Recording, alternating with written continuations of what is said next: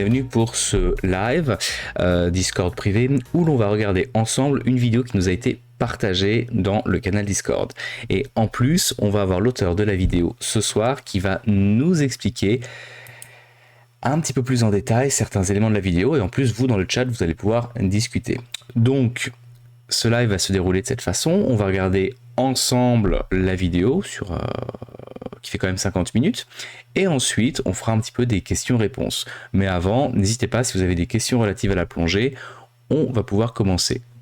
On va pouvoir y répondre ensemble. Et j'en profite du coup pour remercier Max, qui est maintenant membre du Discord, parce que tu nous as fait un super contenu et qui a la gentillesse de venir justement parler de sa vidéo. On t'accueille avec grand plaisir et n'hésite pas à nous partager d'autres expériences, que je sais que tu as prévu de faire d'autres vidéos. Elles seront non seulement bienvenues dans le Discord, mais bienvenues aussi pour des lives. Donc tu es le bienvenu. Et là, si je lis juste quelques commentaires, pour ce qui est du groupe Discord, on est sur du humilité dans l'analyse, plein de bons conseils, très bonne vidéo en toute objectivité, très bonne analyse, j'ai adoré. Donc globalement, c'est plutôt pas mal, Max. Je te remercie d'être là. Super. Alors, je vais partager l'écran et en même temps, dites-moi dans le salon vocal, les gars, juste écrivez si on est bon, comme ça on envoie et on écoute ça tranquillement. Quand vous avez des questions, je ferai pause et j'essaierai soit d'y répondre, soit on demande directement à Max, vu qu'il est avec nous. Ok. Tout le monde dit que c'est bon. Merci Max, et on regarde ça.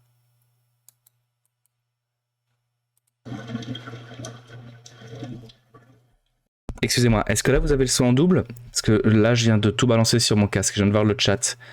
Là j'ai tout balancé sur le casque. Est-ce que vous avez l'écho ou pas les gars? Normalement il n'y a plus d'écho là. Très bien. Donc juste une question Max, là c'est moi qui ai envie de la poser, j'ai envie d'en savoir un peu plus. Donc c'est quoi ce site de plongée? C'est un endroit où tu vas souvent? C'est où? Ça se passe comment? J'ai une question de Benoît. Ça fait combien de temps que tu utilises ce recycleur? Alors je l'ai acheté en mai 2022 et puis lors de cette plongée j'avais 30 heures, 35 heures. Entre 30 et 37 heures, d'accord. 35, ok. En 2022, donc en fait, ah ouais, tu t'es fait 30 heures en un an, c'est pas mal. Et Mathis 30 heures en 6 mois. En 6 mois, c'est encore mieux. Et Mathis, je pense qu'à la fin, on parlera peut-être un peu plus en détail du recycleur. Mathis demande ce que c'est qu'un recycleur artisanal, si tu l'as fabriqué toi-même. Si je comprends bien, le recycleur Jockey, c'est plus un recycleur que tu peux adapter à ton style de plongée, non? Le mettre en side mount, ce genre de truc. En fait, c'est un recycleur d'épaule qui est au-dessus de ton épaule et tu peux le modifier pour le mettre en dorsale. Et voilà, c'est pas mon délire. Et ça a été fabriqué il y a à peu près 15 ans. Ça a été fabriqué à Paris. Ok. Et non, pour répondre à ta question, Benoît, non, il n'est pas aux normes CE. Bon, c'est pas grave, de toute façon, je la connais par cœur, je crois. Bon, là c'est le moment où tu es avec ta cagoule Beuchat et tu nous expliques des choses, donc on pourra poser des questions à partir de là.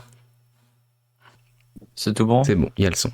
Ouais, c'est ok, bon. nickel. Donc je plonge habituellement sur des expéditions solitaires qui durent entre 15 et 20 j'entends heures un peu là. pour filmer de nuit les prédateurs en chasse, les espèces rares et celles qui se reproduisent. Je plonge seul pour réduire l'impact humain sur la biologie marine nocturne et aussi parce que la majorité des plongeurs qui se proposent de m'accompagner ne viennent jamais.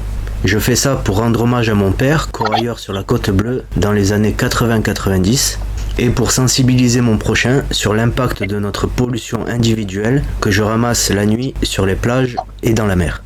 Avant de plonger de nuit, je n'aurais jamais imaginé le nombre de merveilles qu'il est possible d'observer et je partage avec plaisir mes tournages un peu risqués avec les personnes qui n'ont pas la chance d'aller voir ça par eux-mêmes. Plonger seul de nuit nécessite certaines procédures pour acquérir avec de l'expérience des automatismes qui vont réduire le risque et favoriser le facteur chance, notamment les espèces qu'on va croiser et leurs réactions.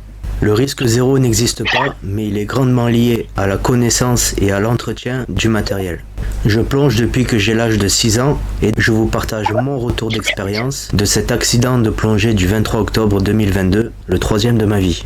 Il est lié à une défaillance matérielle, mais surtout à des négligences qui ont bien failli me coûter la vie. Je suis l'unique responsable de mes erreurs. Vous allez vivre avec moi cette plongée de 40 minutes, compliquée à bien des égards.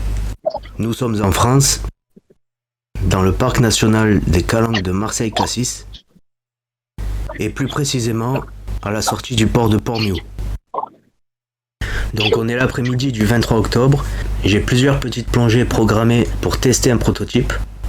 Ce prototype, c'est un bloc vidéo qui comprend 2 caméras, 6 lampes, un profondimètre de secours, une montre et une ardoise avec mes tables de plongée majorées pour la décompression que j'adapte à l'écrit parce que mes plongées de nuit impliquent du stress, du froid et des remontées multiples, ce qui favorise les accidents de décompression. Le but de cette journée est de trouver le bon réglage sur ma GoPro 10 tout en apportant le moins de nuisances lumineuses possible pour respecter les poissons. Je plonge donc avec des lumières courtes, moyennes et longue portée et une multitude de réglages sur les caméras que je ne peux évidemment pas régler sous l'eau. La première plongée est en apnée pour le réglage de la flottabilité du bloc vidéo. La deuxième en recycleur au cours de la matinée. Ensuite je sors pour analyser le résultat. Et la troisième plongée de l'après-midi me sert à peaufiner la stabilisation numérique, la vitesse de l'obturateur et la gamme de couleurs. Il me faut donc un lieu exempt de lumière et l'ex-urgence de Port-Miou est une grotte sous-marine qui se prête parfaitement à ce genre d'exercice en partant du bord. La météo du jour indique une puissance de houle de 30 kJ, des vagues de 1,10 m et une visibilité moyenne. J'ai l'habitude de plonger obligatoirement avec un tuba, mais aujourd'hui je n'en aurai pas parce qu'il a été garé entre la voiture et la mise à l'eau pendant le transport du matériel. Vous verrez un peu plus tard l'importance d'un petit détail comme un tuba qui peut changer beaucoup de choses. Pour établir correctement le contexte, je vais vous montrer en premier le recycleur MCCR Jockey et à quoi il sert, et ensuite nous parlerons un peu du côté médical. Donc un plongeur classique respire sur des bouteilles, qu'elles soient en acier, en aluminium ou en carbone, gonflées entre 200 et 300 bars. C'est ce qu'on appelle le circuit ouvert, c'est-à-dire sur la bouteille, il y a un détendeur qui est branché avec un manomètre. Le manomètre permet de voir combien il reste d'air dans la bouteille et le détendeur va offrir de l'air à respirer et au moment d'expirer, les bulles vont sortir dans la mer. C'est-à-dire que c'est un circuit ouvert, les bulles sortent du circuit une fois qu'on les a respirées. Ensuite, il y a ce qu'on appelle le circuit fermé, c'est-à-dire qu'on va toujours respirer le même air. L'air ne va pas sortir du circuit, il va rester en boucle fermée. C'est comme ça que fonctionnent les recycleurs. Le recycleur va recycler l'air que tu viens d'expirer pour que tu puisses le re-respirer. Là-dessus, tu vas rajouter de l'oxygène pur. Et si jamais tu rajoutes trop d'oxygène pur, ce qui peut être nocif, tu as aussi une bouteille de diluant pour diluer l'oxygène. Donc tu te retrouves avec un recycleur, une bouteille de diluant et une bouteille d'oxygène pur. Je me permets de faire une petite pause parce que j'ai quelques questions de Sekiro. D'ailleurs, en plus, si vous avez d'autres questions, n'hésitez pas dans le chat. Donc, est-ce que quand tu fais ce genre de plongée, est-ce que tu préviens tes proches en indiquant le site de plongée, ton heure de plongée et ton heure de fin de plongée, enfin ta prévision de ton plan de plongée, est-ce que tu indiques ton plan de plongée à des proches ou tu y vas vraiment comme tu le sens, Max? En fait, il y a ma chérie qui est sur le bord et puis elle est au courant de tout ce que je compte faire sur l'eau. Alors des fois je dépasse un peu l'heure, donc elle a appris à pas trop s'inquiéter non plus, mais elle est vraiment sur le bord pour jeter le matin. Mais est-ce que ta chérie, elle sait comment lancer une procédure de sécurité? Est-ce qu'elle a des bases en refab, ce genre de choses? Ou est-ce qu'elle peut aider un peu? Est-ce qu'elle a du matériel pour te venir en aide? Ou c'est juste, elle appellera les secours s'il y a problème? C'est juste un déclenchement de secours parce que de toute manière, j'ai pas de bague ni de masque respirer l'oxygène c'est de l'eau. Donc si j'ai besoin d'oxygène, je respire à travers le recycleur. Donc clairement, s'il me passe, ouais, ça va bien. Et s'il se passe quoi que ce soit sur l'eau, de toute façon, même si elle a ça, elle pourra pas intervenir. D'accord. Bon, au moins t'as ta réponse, Sekiro. Est-ce que, avant qu'on continue, vous avez d'autres questions pour ceux qui ne connaissent pas très bien le système de recycleur? Est-ce que vous auriez d'autres questions dans le chat? Là, j'en vois pas d'autres. Bon, il n'y en a pas d'autres, on va continuer. Merci Sekiro. En plus de ça, tu as un ordinateur que tu as au poignet qui t'indique la profondeur, le temps, la décompression. Et branché au recycleur, tu as un afficheur. Un afficheur qui va pouvoir t'afficher ce qu'on appelle la pression partielle d'oxygène pur, c'est-à-dire le taux d'oxygène qu'il y a dans ton mélange gazeux. Si jamais tu mets trop d'oxygène, tu risques de mourir en faisant une hyperoxie. Et si jamais t'en mets pas assez, tu risques aussi de mourir en faisant une hypoxie. Et c'est ce qui m'est arrivé sur la plongée dont on va parler. Donc mon recycleur était un recycleur mécanique, c'est-à-dire c'est moi qui viens agir sur un bouton, ce qu'on appelle la MAV, pour ajouter, si j'en ai envie, si j'en ai besoin, de l'oxygène pur. Ensuite, l'ADV, si mes souvenirs sont bons, c'est admission diluante valve ou alors automatique diluante valve. En tout cas, c'est une petite membrane qui va, quand on dégonfle le poumon artificiel, ajouter du diluant automatiquement. Ça agit par dépression. Alors c'est mécanique, mais ça se fait automatiquement lorsqu'il y a une dépression dans le recycleur. Quand on aspire tout l'air qu'il y a dans le recycleur, cette ADV va se déclencher et rajouter du diluant pour diluer l'oxygène pur. Voilà.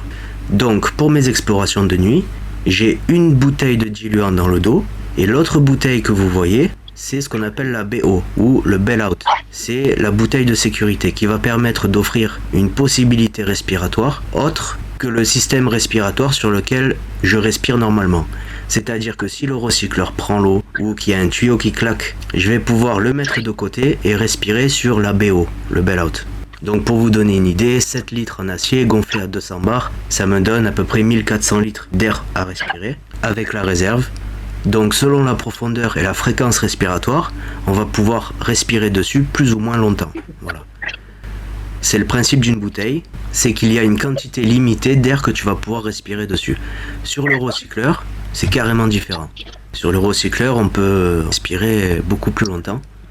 Donc pour mes plongées de nuit, j'ai une bouteille de diluant dans le dos. Juste à côté, j'ai mon bail-out, qui est un circuit complètement séparé. Ensuite, sur l'épaule droite, j'ai mon recycleur, qui est branché aussi au diluant. Et le recycleur est aussi branché sur une bouteille d'oxygène pur que j'ai sous le bras gauche. Donc sur ce recycleur, j'ai mon afficheur qui vient m'afficher ma PPO2, pression partielle d'oxygène. Et au poignet, j'ai mon ordinateur qui vient m'indiquer le temps, la profondeur, la décompression des tissus et le nombre de paliers que je dois faire au moment où je remonte. J'ai aussi sur ma main gauche une boussole pour éviter de me perdre sous l'eau. Alors des fois ça m'arrive. Et si on regarde dans le recycleur comment ça fonctionne. Je me permets juste de faire une pause avant qu'on rentre dans le système recycleur pour m'assurer qu'au niveau du chat, est-ce que tout le monde suit quand on parle de PPO2, parce que tout le monde n'a pas le même niveau. Est-ce que vous avez des questions dans le chat? N'hésitez pas, vraiment, n'hésitez pas. Pour rappel... Pardon. Non, je t'en prie, vas-y Max. Je tiens à dire que j'ai montré quelque chose qu'il ne fallait pas montrer et c'est une erreur. Donc tout ce qui s'agit de l'oxygène, il faut que ce soit vert. Okay. Et là, j'ai montré un tuyau de diluant qui n'était pas de l'oxygène. J'ai mis un tuyau vert dessus. Ça, je l'ai montré, mais il ne faut pas le faire. Je tiens à le dire. Parce que là, on parle de... Parce qu'en fait, c'est pas un tuyau fait pour l'oxygène pur, donc ça peut créer il peut s'enflammer, c'est ça?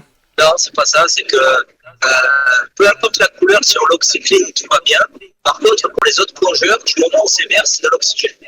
Si jamais on met un tuyau vert sur un truc qui n'est pas oxycline, l'oxygène, il peut y avoir des problèmes sous l'eau. Alors là, je suis tout seul, je suis toujours tout seul. Et ça, dans la vraie vie, il ne faut pas le faire. Voilà. D'accord. Ok, Au recycleur, j'ai mon afficheur qui vient m'afficher ma PPO2, pression partielle d'oxygène. Et au poignet, j'ai mon ordinateur qui vient m'indiquer le temps, la profondeur, la décompression des tissus et le nombre de paliers que je dois faire au moment où je remonte. J'ai aussi sur ma main gauche... Je fais une petite pause. Toi, quand tu fais tes plongées, tu essayes d'avoir quoi comme PPO2? Tu veux vraiment limiter ton niveau d'azote pour optimiser ta déco, ou tu essaies de viser quoi comme profil? Alors, pour la décompression, je ne compte pas sur un PPO2, pression partielle d'oxygène haute pendant la plongée, parce que je fais attention au taux de thyrogène, CNS. Et en plus de ça, on verra après dans la vidéo que j'ai une pathologie au niveau du sang qui fait que j'ai plus de globules rouges. Donc, ça ne veut pas dire que le gaz circule mieux, mais il faut faire attention à l'oxygène que je respire. Si j'en mets trop, je ne sais pas les effets que ça peut avoir. Donc, techniquement, moi, je réduis une PPO2 à 1,1 bar. Même si c'est préconisé à 1,3, moi, je la baisse toujours un petit peu. Ok. Toi, tu essaies de garder ce mix-là fixe. Ok. Pour ceux qui ne comprennent pas, c'est un peu technique là, on est sur, même moi c'est hors de ma zone de compétence, mais l'intérêt du recycleur, c'est qu'en fait tu peux vraiment ajuster ce que tu respires en fonction de la profondeur pour avoir un mélange optimisé. Tandis que nous, quand on plonge avec un circuit ouvert et une bouteille d'air, dans notre bouteille, on a un pourcentage d'oxygène et un pourcentage d'azote et ça reste le même tout le temps. Vous allez juste en recevoir plus ou moins avec la pression partielle quand vous allez descendre plus ou moins, mais les pourcentages restent les mêmes. Ce qui est génial avec justement le recycleur, c'est que tu peux un peu influer. Bref, je continue. Pour éviter de me perdre sous l'eau, alors des fois ça m'arrive. Et si on regarde dans le recycleur, comment ça fonctionne, donc voilà, une fois qu'il est déshabillé, on a l'embout respiratoire qui est branché à 2 tuyaux. L'air ne peut aller que dans un sens au moment où j'inspire. Quand j'expire, l'air va descendre au fond du recycleur et au cul du recycleur, on a ce qu'on appelle un récupérateur de bave. Ça vient récupérer la bave, l'humidité. Ensuite, dans ce canistère, on a la cartouche de chaux sodée. La chaux sodée va par un procédé chimique stopper le CO2 pour éviter qu'on le re-respire et donc épurer l'air du CO2 pour qu'on puisse le respirer à nouveau. Parce que c'est un circuit fermé. Si dans ce circuit il y a trop de CO2, on va s'intoxiquer et il n'y aura plus de place dans le corps pour l'oxygène et on va faire une hypercapnie. Trop de CO2 dans le sang. L'air qui a été épuré remonte dans le faux poumon, donc c'est un poumon artificiel qui est fait en ballon atmosphérique, thermosoudé, et c'est dans ce poumon que va se faire tous les mélanges. C'est-à-dire l'air épuré va être mélangé manuellement avec l'oxygène pur et avec le diluant, pour avoir une pression partielle optimale, c'est-à-dire comprise entre 0,7 bar et 1,6 bar. Comme on a dit, trop c'est mortel, pas assez c'est mortel. Ensuite, au-dessus on a la boîte à cellules. Je me permets juste de faire une pause. J'ai vu que t'as pas mal de pièces de différentes marques, parce que là je voyais des bouchons, des embouts APEC. Tout à l'heure t'avais une purge Scuba Pro. C'est toi qui as assemblé ton matériel avec des trucs que t'as trouvé ou c'est normal? En fait, le constructeur de ce recycleur, donc Monsieur Glon et après Monsieur Piècement, ils ont utilisé des pièces des autres recycleurs qui étaient disponibles. D'accord. Pour que justement on puisse, vu qu'il est non CE, qu'on puisse le réparer soi-même. Et moi, tout ce que j'ai rajouté dessus, c'est une sangle de tête, donc une sangle d'embout, pour maintenir l'embout en bouche, même si je le crache, qui est de la marque Rebo. Donc ça, c'est pas vendu avec. Et c'est la seule chose que j'ai touchée. D'accord, ok. Je demandais ça comme ça parce que j'étais curieux. Ok, on continue. La boîte à cellules comprend 2 cellules PPO2 qui vont pouvoir nous afficher sur l'afficheur la pression partielle d'oxygène. Sans cet afficheur ou sans ces cellules, il est impossible de savoir le mélange gazeux qu'on va respirer. Donc bien sûr, le recycleur doit être complètement étanche. Si jamais l'eau rentre dedans, c'est une catastrophe. Voilà.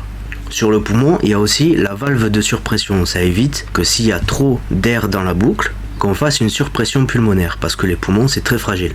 Et une surpression pulmonaire peut être elle aussi mortelle.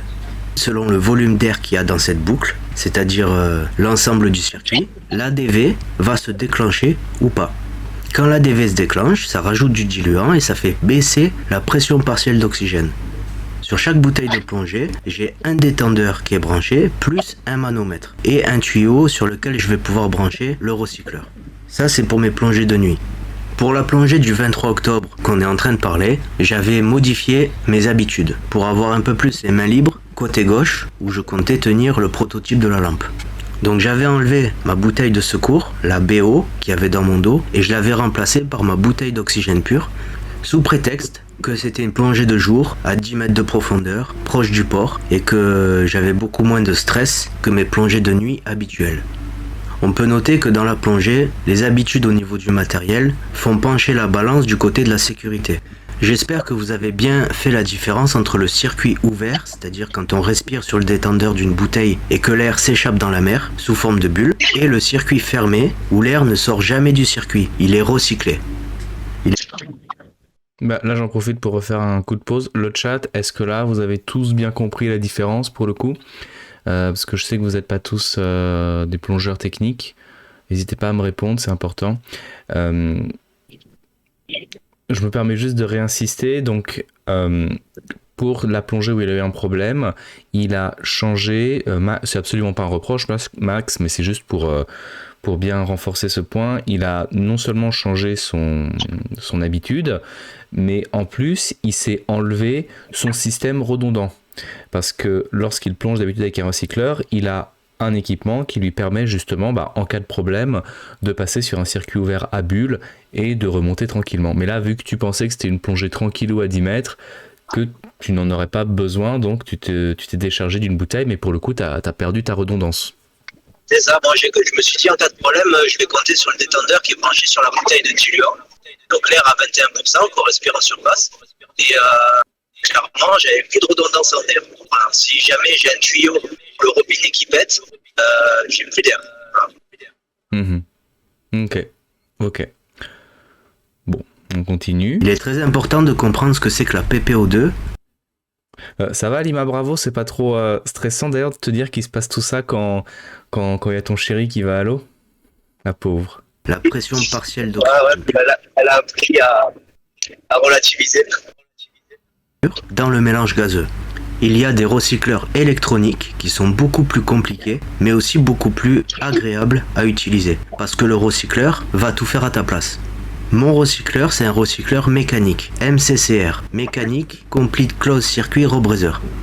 Le faux poumon est branché sur mes poumons, en direct. Donc si je charge mes poumons en CO2, il va y en avoir forcément dans le faux poumon. Le but d'un recycleur, c'est de respirer tranquillement pour laisser le temps à la chausse-eau-dé de faire son travail de recyclage.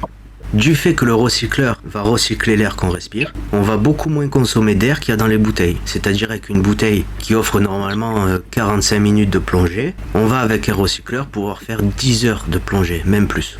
On va pouvoir plonger plusieurs fois sur la même bouteille. C'est valable pour le diluant et c'est valable pour l'oxygène pur. C'est-à-dire que toutes les bouteilles que j'ai sur moi vont pouvoir m'offrir plusieurs plongées de plusieurs heures. C'est l'avantage d'un recycleur. Un canister avec 2,5 kg de chausse-eau-dé peut offrir environ 7 heures de plongée. Pour résumer, un recycleur est un outil performant et très important pour plonger longtemps et calculer la qualité du gaz qu'on va respirer. Le recycleur MCCR Jockey est un recycleur artisanal qui parfois a une mauvaise réputation parce que de temps en temps il n'est pas étanche. Voilà. L'ancien propriétaire de ce recycleur a plongé à 150 mètres avec, pour vous donner une idée des capacités qu'offre ce recycleur. Xavier Meniscus, qui a battu le record du monde de profondeur en plongée spéléo, a utilisé 2 recycleurs Jockey pour aller à moins de 286 mètres. C'est un matériel fiable mais capricieux, si l'étanchéité n'est pas bien faite. Et malheureusement, jusqu'au 23 octobre, j'avais jamais réussi à faire une étanchéité parfaite. Donc ça fonctionnait jusqu'au jour où il y a eu un problème, quoi. Le gilet stabilisateur. Excuse-moi, je fais une pause. Donc quand tu dis tu n'avais jamais fait une étanchéité parfaite, donc t'avais toujours dans ton espace pour récupérer la bave, t'avais toujours des dépôts liquides, c'est ça? Ou ça avait déjà atteint la chaux par le passé?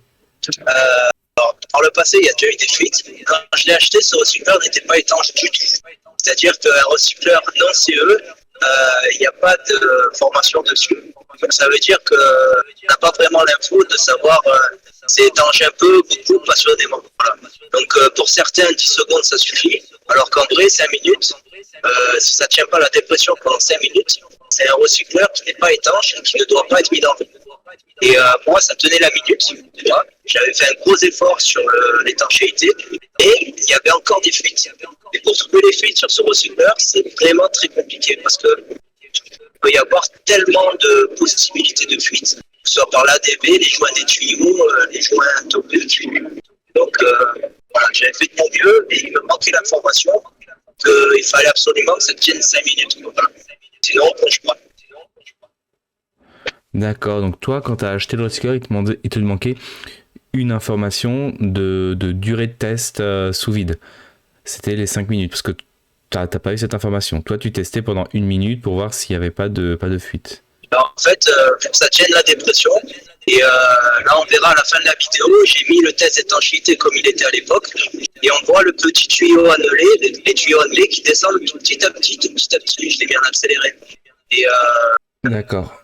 voilà, celui qui me l'a vendu, ben, peut-être il avait pas trop le temps, je sais pas.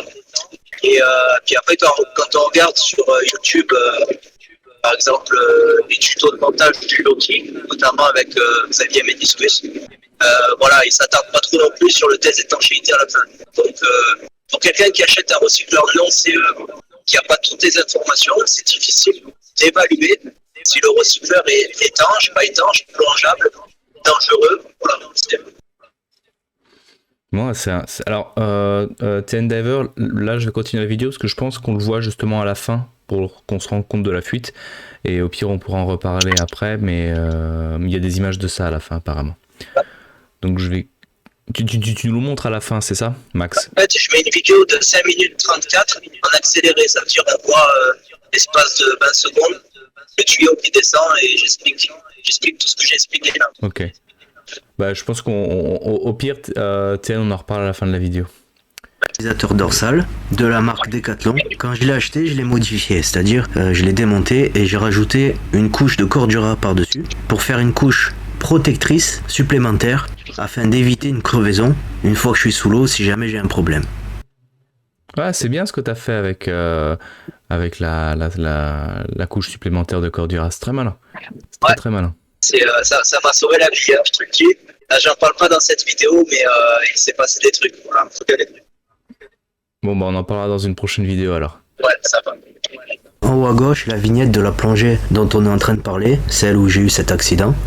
Donc pour parler de mes plongées précédentes, ici en haut à droite, on a le graphique de mes plongées. Sur le graphique de plongée, on peut voir à gauche, de haut en bas, la profondeur en mètres, et en bas, de gauche à droite, la durée en minutes. Donc le 9 septembre, plongée un peu compliquée, avec ce qu'on appelle beaucoup de yo-yo, donc les montées, les redescentes, pas évident pour les oreilles et le réglage de la pression partielle d'oxygène. 4 octobre, 15 minutes, 6 mètres, donc tout ça c'est des plongées tests, pour tester le matériel, faire des modifications sur tout ce que je fabrique.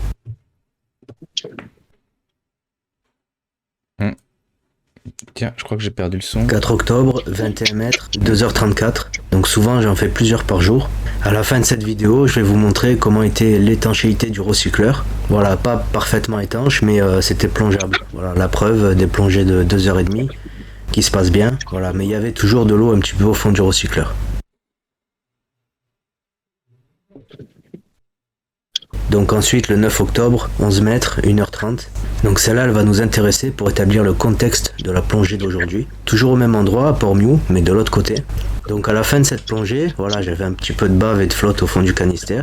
J'ai gardé la chaux sodée pour la réutiliser la prochaine fois pour l'économiser. J'ai emballé le canister pendant 15 jours et pour le réutiliser, je tiens à préciser que je ne suis pas un plongeur spéléo parce que je n'ai pas eu de formation spécifique, j'en ai pas toutes les qualités et l'expérience nécessaire. Ça n'empêche pas que je fais ça depuis des années en mer, uniquement en mer. Donc voilà, quand je suis tout seul la nuit, j'hésite pas à rentrer dans les trous et dans les grottes en faisant les choses assez correctement pour y survivre quoi. Mais je ne suis pas un plongeur spéléo. Donc la prochaine fois, ça a été le 23 octobre. Donc du 9 au 23, ça fait 14 jours. Donc à cette époque-là, j'avais l'information comme quoi il fallait pas garder la chaux plus que 14 jours, la chaux usagée. Alors qu'en vrai, si elle est bien conservée, la chaux sodée usagée, on peut la garder beaucoup plus longtemps. La seule condition, c'est qu'elle reste humide. C'est-à-dire si on la sèche, elle va perdre toutes ses propriétés de filtration. Donc le matin, j'ai fait une plongée à 6 mètres pendant 20 minutes avec le excuse-moi, j'ai une question. C'est quoi à peu près le degré d'humidité pour le coup? Parce que humide, ça peut vouloir dire beaucoup de choses. Si elle est trop humide, elle peut aussi être détruite, je suppose. Ben, en fait, la chaux sodée continue à faire son travail de fixation du CO2, même si elle est mouillée, même si elle est détrempée. C'est-à-dire que le CO2 va se transformer en bicarbonate au contact de la chaux qui a été activée. Et le minimum d'humidité doit être contenu dans la chaux, c'est 20%. En dessous de 20%, on considère que la chaux est asséchée et n'est plus en mesure de pouvoir faire son travail. Parce qu'on peut activer la chaux en respirant dessus. La respiration contient de l'humidité aussi. Et c'est comme ça qu'on active la chaux en début de plongée.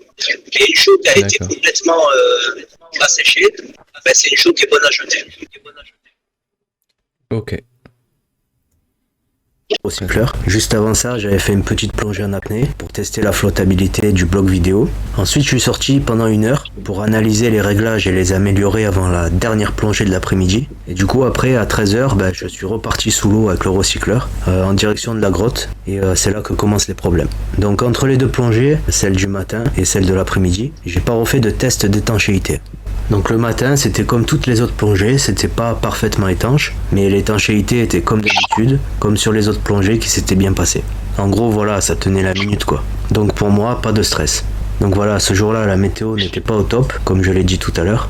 Donc on voit bien que je me dirige vers la grotte sous-marine.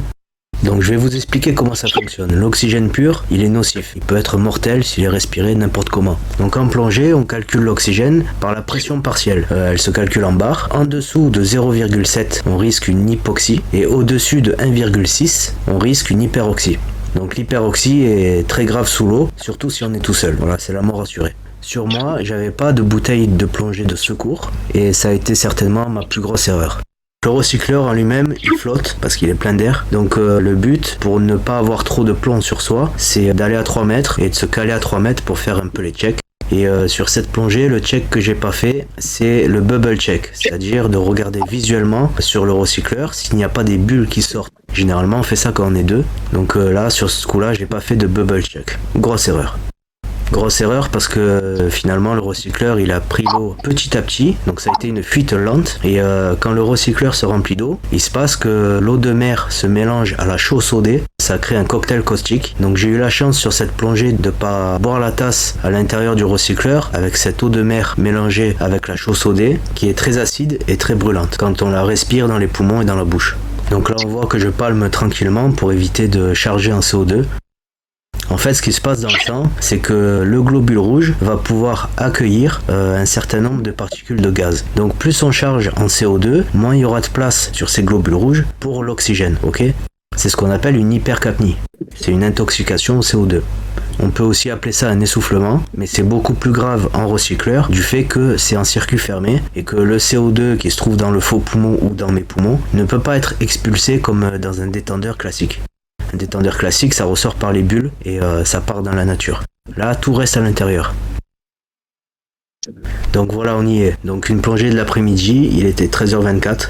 Donc entre celle du matin et celle de l'après-midi, il s'est passé à peu près 1 heure. Je me dirige vers l'ex-urgence de Port-Miou pour rentrer dans la grotte. Donc juste à l'endroit où il n'y a plus de lumière, sans m'enfoncer vraiment dans les trous. Le but d'aller là-bas, c'est bien sûr parce qu'il y a beaucoup de vie, il y a des belles couleurs, et ça va me permettre de tester les bons réglages par rapport aux lumières courtes, moyennes et longue portée. Je suis parti du bord, la nage en surface à cause de la météo n'a pas été très reposante, et le but avec le recycleur, c'est de pas respirer trop vite et palmer trop fort, parce que sinon on va générer du CO2. Donc ça m'empêche pas de vivre ni de plonger, j'ai une BPCO et j'ai aussi une polyglobulie. La polyglobulie, c'est trop de globules rouges dans le sang, un peu comme si on passe plusieurs semaines à une très haute altitude. Le sang va compenser et créer plus de globules rouges. Le sang il devient plus visqueux, il prend plus de place, ça favorise aussi les AVC parce qu'il y a un risque de caillot sanguin qui remonte au cerveau et puis en clair on a juste mal à la tête tout le temps quoi, voilà. Donc quand j'ai trop de globules rouges dans le sang, c'est très simple, je prends pas de médicaments, je fais juste une saignée et après ça libère de la place et tout va bien.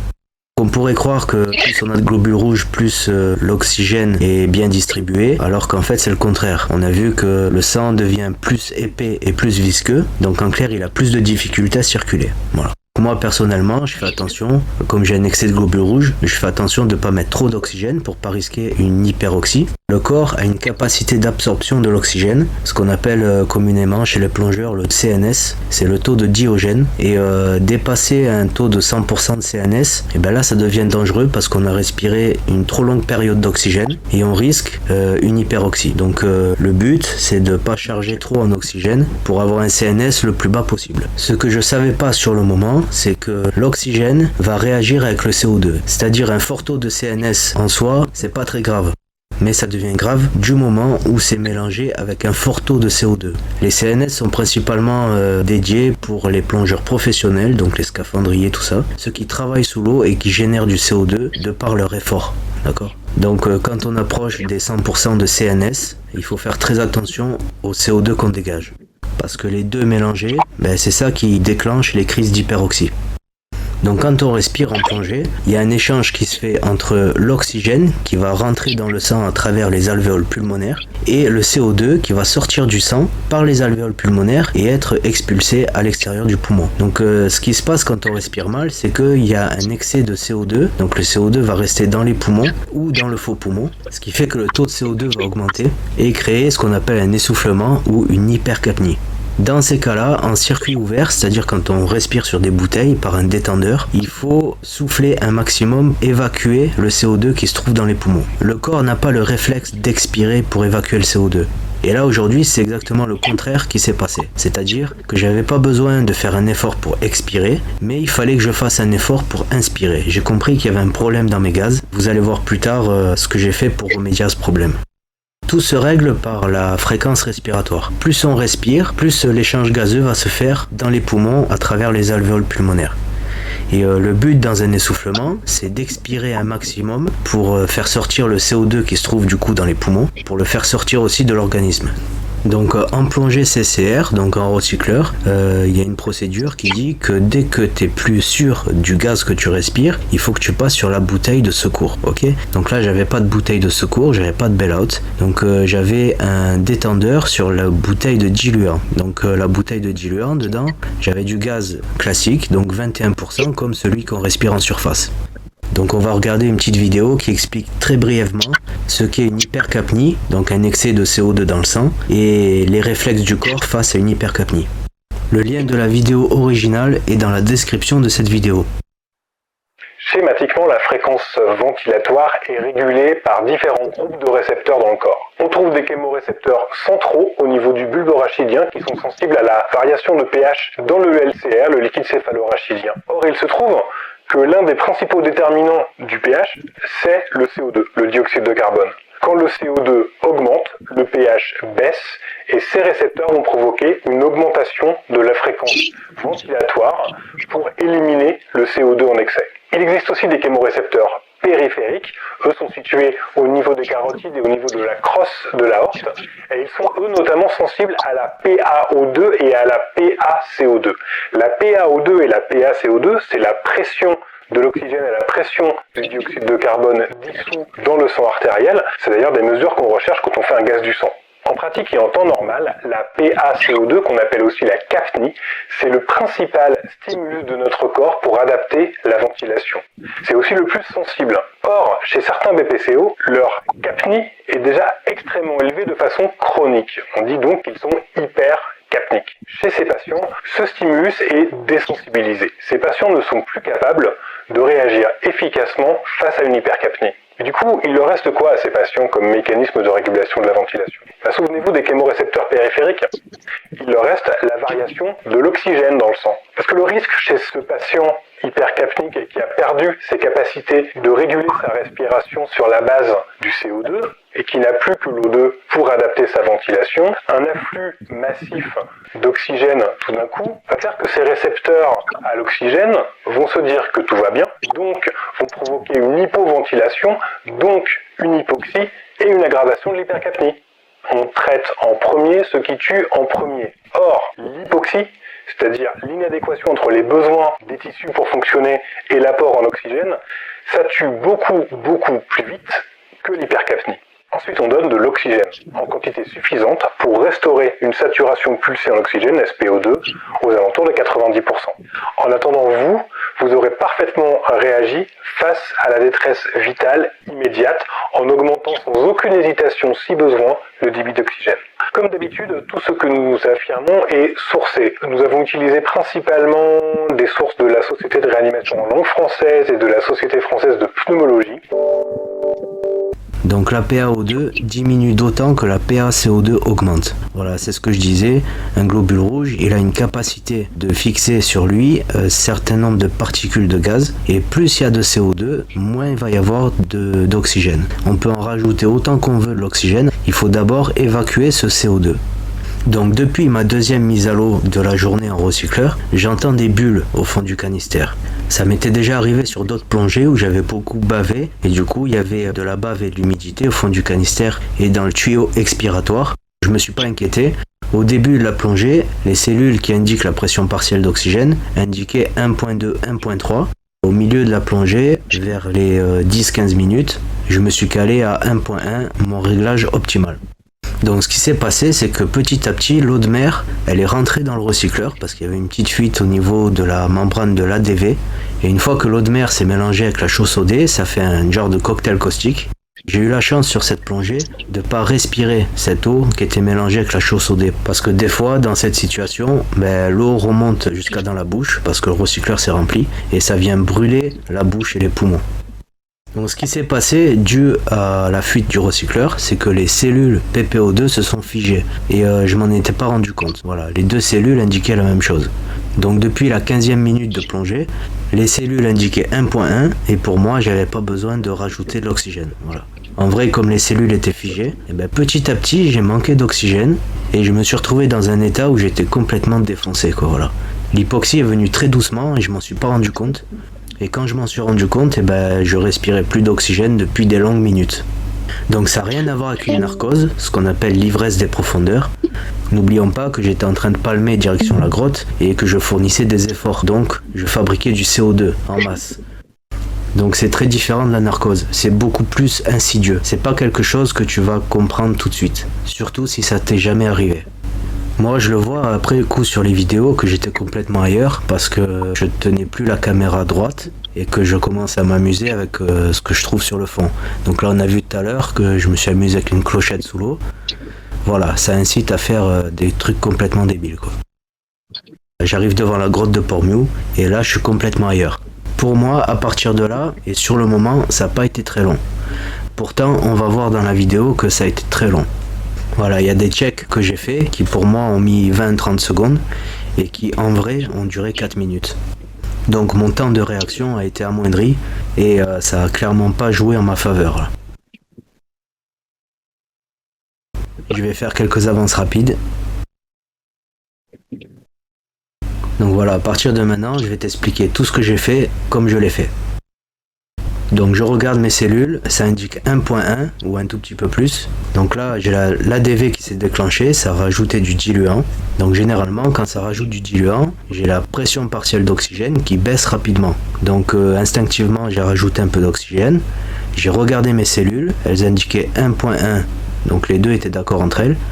Je respire 3 fois, je contrôle mes cellules PPO2 et elles indiquaient 1.1, donc tout va bien. J'ai deux cellules, une qui vient confirmer l'autre. Si jamais il y a une cellule qui donne pas la même mesure que la deuxième, ça veut dire qu'il y a une des deux cellules qui ne fonctionne plus. Dans ce cas-là, la plongée est terminée. C'est-à-dire, je quitte le recycleur, je respire sur le détendeur qui est branché sur soit ma bouteille de sécurité, ma bouteille de secours, soit sur mon diluant. En tout cas, à ce moment-là, il faut quitter le circuit fermé pour respirer sur le circuit ouvert. Donc c'est très important en recycleur d'être sûr de ce qu'on respire. Et là, les deux cellules indiquaient la même chose. Donc pour moi, j'étais sûr que je respirais un mélange gazeux à 1,1 bar de pression partielle d'oxygène. Donc là, sur moi, j'avais une bouteille de diluant de 7 litres en acier gonflée à 200 bars avec de l'air 21% d'oxygène, comme en surface. Donc ça me donne juste sur cette bouteille à peu près 40 minutes de possibilité de respirer. Sauf si je suis en essoufflement, dans ce cas ça va durer beaucoup moins de temps parce que la fréquence respiratoire va être beaucoup plus importante. Sur les gros essoufflements, il est possible de consommer entre 5 et 10 fois plus d'air que la normale. Donc ma consommation normale c'est à peu près 17 litres minute, ce qui me donne à peu près 40 minutes d'autonomie sur une bouteille de 7 litres, comme j'ai dans le dos actuellement. Donc après avoir regardé mes cellules, 1.1, tout va bien, je me concentre un peu sur la caméra, mais je suis pas bien, je suis dans un autre monde. J'ai pas fait attention du tout, mais je suis de plus en plus défoncé, quoi. Comme dans un rêve où tu essayes d'attraper quelque chose mais que tu n'y arrives jamais. Une sensation d'oppression grandissante. Donc maintenant que je suis là, je sais que j'ai à peu près une vingtaine de minutes en tirant droit pour retourner de là où je suis rentré dans l'eau. Donc je suis pas non plus tout près de la sortie. Au-dessus de moi, j'ai le plafond de la grotte, donc je peux rapidement en sortir, mais je suis quand même en plongée sous plafond. Qu'à partir de là, je me pose vraiment des questions. Je me dis, c'est pas normal que je me sente pas bien, c'est pas normal que je me focalise sur une gorgone morte. Mais en même temps, j'y vais quand même. Voilà, je suis pris la tête dans ma caméra. Donc je re-regarde encore une fois mes cellules, toujours 1.1 qui indique les deux. Je rajoute de l'oxygène et je vois que ma PPO2, elle change pas. C'est-à-dire que j'ai l'ADV qui vient de se redéclencher, la PPO qui baisse pas, je rajoute de l'oxygène, la pression partielle qui n'augmente pas, et je me dis c'est pas normal. Et ce qui m'a fait percuter, c'est mon trim, c'est-à-dire ma position dans l'eau. Normalement, elle est bien horizontale. Et là, je suis passé à un trim vertical, c'est-à-dire que le cul du recycleur, il s'est rempli d'eau, et il a fait en sorte que je sois droit sous l'eau. Donc là, je fais un test manuel pour voir si le recycleur flotte toujours, et malheureusement, je comprends qu'il ne flotte plus, qu'il est plein d'eau. Donc là, je comprends qu'il y a de l'eau dedans.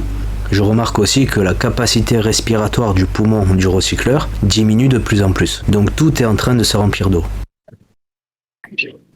Ni une ni deux, là je passe en circuit ouvert, donc sur le détendeur de la bouteille. Et ce qui se passe, c'est qu'en 4-5 respirations, je perds complètement la vision. Donc là je vois plus rien et je me dis je dégonfle le gilet stabilisateur pour toucher le fond, parce que pour moi la sécurité maintenant c'est de toucher le fond. Je veux surtout pas me retrouver sur le plafond de la grotte comme je suis actuellement. Je sais qu'au fond je peux m'accrocher quelque part et pouvoir gérer la situation. Donc en bas il y avait une rascasse. Bien évidemment je l'ai pas vue parce que j'avais perdu la vision. Elle m'a envenimé au genou en me piquant. Mais ça je le saurai que plus tard parce que sur le moment j'étais déjà en hypoxie dans mes tissus et j'ai rien senti du tout quoi. Donc on voit que j'essaye de trouver quelque chose à quoi me raccrocher. Et là je sens clairement qu'en respirant sur du gaz à 21% sur la bouteille, je suis en train de mourir. J'avais pas besoin de me forcer pour expirer, mais j'avais besoin de me forcer pour inspirer. Donc j'ai compris qu'il y avait un gros problème de gaz. Donc là pour moi il fallait que je traite l'hypoxémie et l'hypoxie. Donc le manque d'oxygène dans mon sang et dans mes tissus. Et clairement j'ai pas dû réfléchir longtemps dans ce cas-là. Pour traiter l'hypoxie, il a fallu que je revienne sur le recycleur pour injecter un maximum d'oxygène. C'est-à-dire que j'ai mis en place un cycle de 5 respirations plein poumon d'oxygène pur, faisant ressortir par le nez.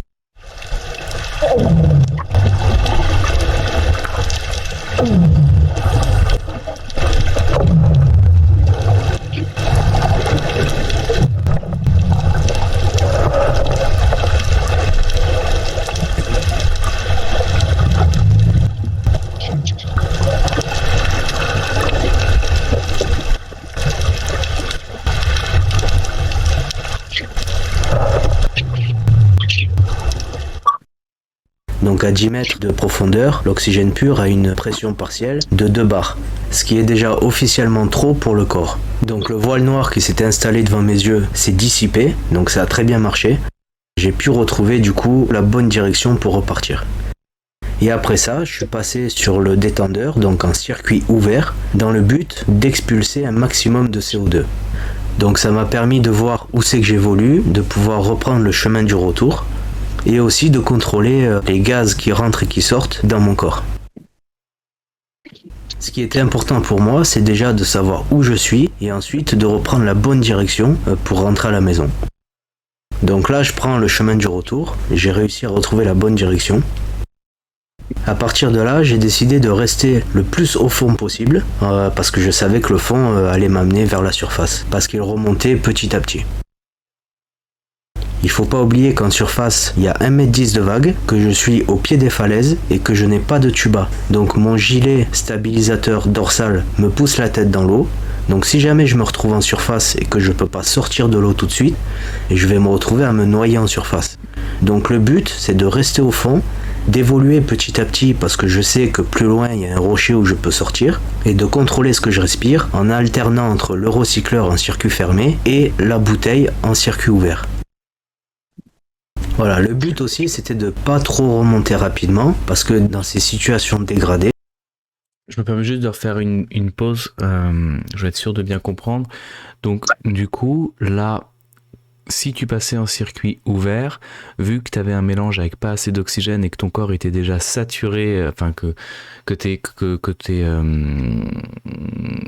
ton sang était saturé en CO2, ben il y aurait pas eu assez d'oxygène et tu aurais tout de suite perdu connaissance et tu faisais un voile noir. C'est ça le truc ? C'est ça. En fait, quand j'ai pris le 21%, j'étais déjà saturé en CO2. Ouais. Voilà, plusieurs raisons, parce que j'avais pas le nez, parce que certainement je respirais pas de la bonne manière aussi. je respirais un quart, trois quarts, alors qu'il faut respirer 0, trois quarts pour bien éviter les poumons. Et du coup, cet ensemble de choses, le manque d'oxygène, il a été remplacé par le CO2, un excès de CO2. Pour moi, sur le moment, j'ai pensé d'abord à une hypercapnie, donc un essoufflement dans le recycleur. Et c'est quand j'ai vu les réflexes respiratoires qui étaient complètement modifiés que j'ai pensé aussi du coup à une hypoxie. Et du coup, j'ai pu traiter les deux. Donc l'hypoxie, un afflux massif d'oxygène, et l'hypercapnie, souffler un circuit ouvert pour évacuer au maximum. Et tu as eu beaucoup de chance parce que si pour le coup, là, le cocktail caustique était arrivé, avait commencé à entrer dans les poumons, là tu pouvais même plus recevoir de l'oxygène. J'aurais pu pousser l'eau, faire un rinçage et tout ça, mais j'aurais perdu beaucoup de gaz et je me serais clairement brûlé les poumons. Je parlais des poumons du recycleur pour le coup, mais ok. Ouais, en fait, le poumon du recycleur, là, il était plein d'eau. On entend que j'évacue l'eau en soufflant. Donc, le poumon était plein d'eau quand même. Et j'ai réussi à évacuer l'eau qu'il y avait dedans par la valve de surpression et en soufflant très fort, quoi.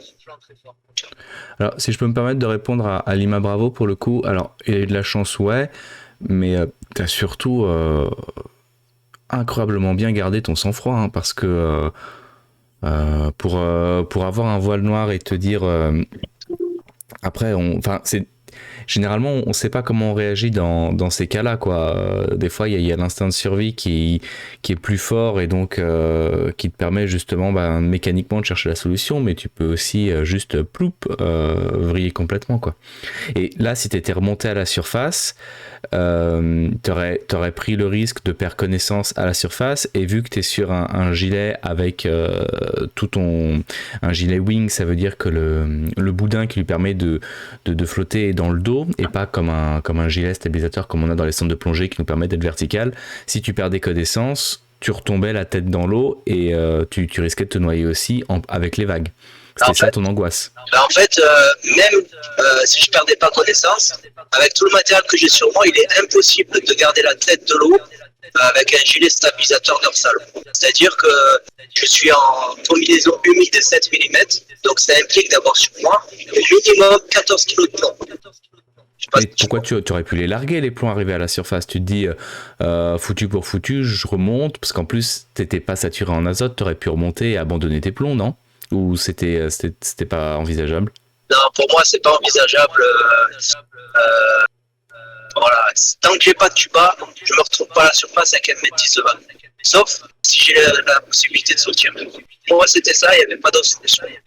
Ok, non, c'est très intéressant. C'est pas du tout un reproche que je te fais, j'essaie de visualiser, quoi. De toute façon, pour être clair, cette vidéo, je l'ai faite en me disant que j'ai fait de la merde. Je prends le risque de me faire critiquer ou quoi que ce soit, même si je sais que c'est pas un reproche ce que tu as dit. Mais si je montre publiquement la merde que j'ai fait sous l'eau, c'est parce que il y a plusieurs facteurs qui m'ont poussé à les faire. Donc, c'est des facteurs qui me concernent et c'est des facteurs communs à plusieurs plongeurs. Je veux dire, il y a une certaine pratique, on pourra peut-être en parler plus tard, qui pousse à prendre un peu trop la confiance. Voilà. Mais je me permets juste de réinsister là-dessus, parce que c'est juste ça que je comprends pas. Le fait de pas abandonner tes plombs parce que 1m10, ouais, c'est haut, mais t'as un casque. Enfin, je veux comprendre. Est-ce que pour toi c'était un choix cohérent ou un choix personnel, ou c'est moi qui dis une bêtise en disant je lâche mes plombs et je me démerde à la surface, parce qu'au moins à la surface, je suis à la surface. Étant donné qu'à la surface, c'est beaucoup plus compliqué au niveau physique, on fait plus d'efforts en surface que sur l'eau. Ça, je le sais.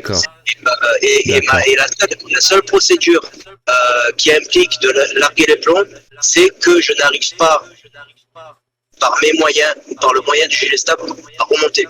Du moment où j'arrive à gérer ma remontée moi-même, je ne largue jamais les plombs. Voilà, parce que après, une fois que j'ai largué les plombs, je n'aurai plus la possibilité de revenir sous l'eau parce que j'ai une 7 mm et que je flotte comme un ballon. c'est vraiment une question candide, hein, parce que je connais pas ce type de plongée, donc c'est vraiment des questions que je me pose, mais c'est absolument pas des conseils ou des reproches, hein. Là, je le dis aussi à ceux qui verraient cette vidéo, je suis aussi en pleine découverte. Je trouve que cette vidéo est super intéressante, quoi. C'est fascinant. Bon, je continue. Sauf si dans le salon vocal, il y a des gens qui auraient d'autres questions en plus, les gars. Je tiens à dire aussi que le recycleur flotte, vu qu'il est plein d'air. Là, il flottait un peu moins, d'accord. Et il y a ça aussi en plus de la combinaison qui fait que j'ai une flottabilité trop importante en surface. D'accord. Je vois Paul qui écrit, je veux juste voir ce qu'il va répondre. Bon, bah, il félicite ton introspection et il dit que c'est très éducatif et que c'est très bien fait. Chose où je suis totalement d'accord. Merci à tous. Une remontée rapide va avoir comme impact sur mon corps. J'ai pas envie de me retrouver en surface à faire un malaise. L'accident de décompression, il est tellement imprévisible, il peut y avoir des effets assez surprenants. On peut pas savoir en vrai comment ça va se passer. Donc pour moi, la sécurité, c'est de rester le plus possible au fond et d'évoluer tranquillement. Donc en plus de gérer ma remontée pour pas remonter trop rapidement, il faut aussi que je gère où je refais surface pour éviter de me noyer. On va voir juste après que même en calculant tout ça, la noyade en surface était inévitable. Je suis pas en situation d'essoufflement dans le détendeur, c'est très bizarre, mais je suis quand même en asphyxie de par le manque d'oxygène. J'ai quand même à ce moment-là une perte de la vision partielle, c'est-à-dire je vois un tunnel au milieu et tout le tour c'est gris et noir. Donc je profite que j'y vois un peu quelque chose pour contrôler mes tissus sur l'ordinateur. Tout va bien, je peux remonter tranquillement. Voilà, clairement, là, je suis pas en mesure de calculer quoi que ce soit dans l'état où je suis.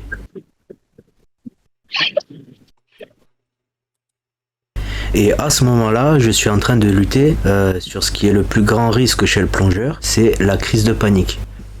J'ai expliqué un peu plus tôt qu'une forte concentration en oxygène est dangereuse quand elle est mélangée au CO2. C'est à ce moment-là que peuvent se déclencher les crises d'hyperoxie.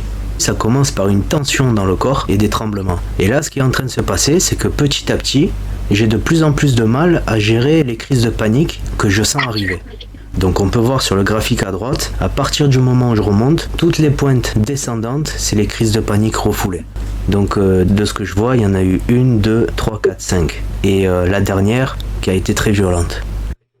Voilà, je suis dans un état où je sens la crise de panique arriver, vitesse grand V. Elle arrive, je la refoule l'espace de 1 seconde. Pour moi, ça dure 1 seconde. Et je continue. Il faut savoir que pour passer du recycleur au détendeur et du détendeur au recycleur, c'est toute une procédure. Donc dans une main, j'ai la lampe qui pèse assez lourd, qui a une flottabilité neutre, mais qui n'est pas attachée à moi. Ça veut dire que si je la lâche, elle va remonter à la surface sans moi. Donc clairement, je m'accroche à la caméra comme je m'accroche à la vie. J'ai laissé tourner la caméra pour que si jamais j'arrive pas à m'en sortir, on puisse établir avec les vidéos ce qui s'est passé exactement. À ce moment-là, j'ai fait une prière parce que j'étais dans l'incertitude de ce qui allait se passer après.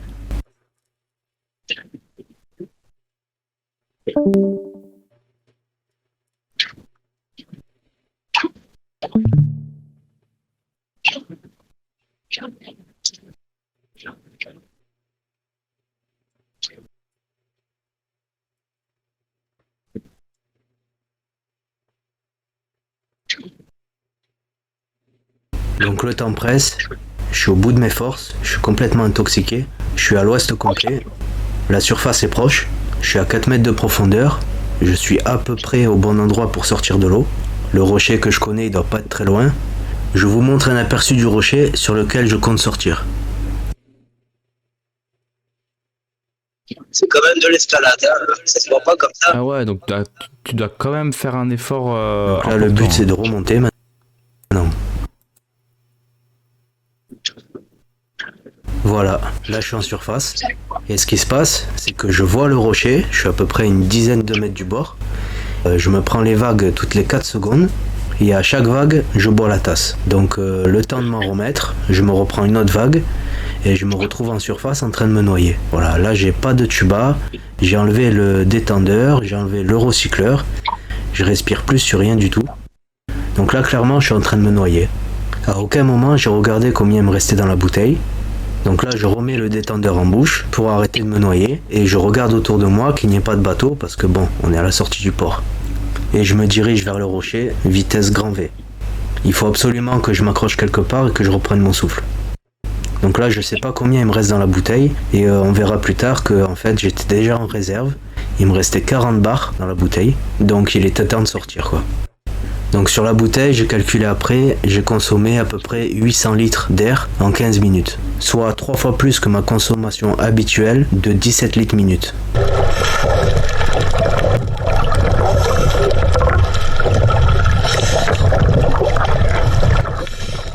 On voit que la puissance des vagues qui s'écrasent est assez inconfortable.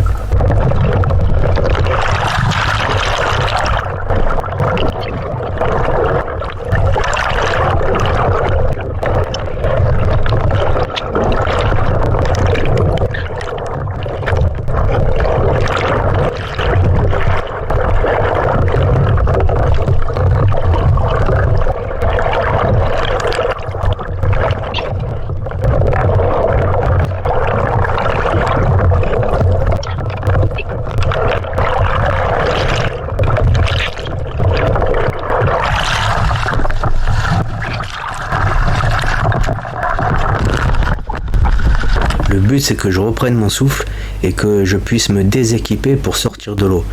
Voilà, je suis quand même soulagé de sortir à ce moment-là. Donc je me souviens plus de tout ce qui s'est passé. Pour moi, comme je l'ai dit, ça a été assez rapide. Mais c'est en re-regardant les vidéos que j'ai compris que ça avait duré beaucoup plus longtemps et qu'il y a des moments que j'ai complètement oubliés. Il y a des passages qui sont complètement noirs dans ma mémoire. Donc en vrai ça a duré 15 minutes, donc j'ai réussi à remonter de 10 mètres en 15 minutes avec la procédure que j'ai établie, soit 70 cm par minute. En restant proche du fond, gage de sécurité pour moi, en contrôlant ce que je respire et en étant sûr de la bonne direction pour rentrer à la maison.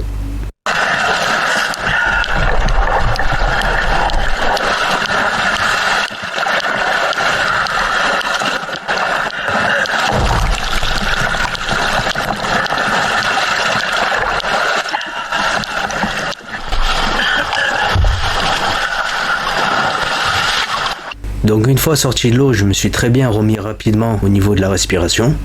Et c'est 24 heures après que j'ai eu les premiers symptômes. Donc au niveau corporel, quand j'ai repris le travail, donc des plaques rouges qui sont apparues en sous-cutané. Je fais une pause que je vois des messages. Ouais, bah après Lima, tu sais, si tu savais pas... Lima Bravo dit qu'elle est très frustrée de ne pas avoir pu t'aider à la sortie, mais on peut pas toujours être là et on peut pas toujours savoir quand il y a besoin d'assistance ou pas, quoi. Ouais, c'est ça, ouais. C'était carrément de l'autre côté de la rive, il y avait quand même plusieurs centaines de mètres qui nous séparaient, et j'avais même pas le visuel sur l'endroit où elle était. Donc même si j'avais fait des signes, c'est pas rien changé.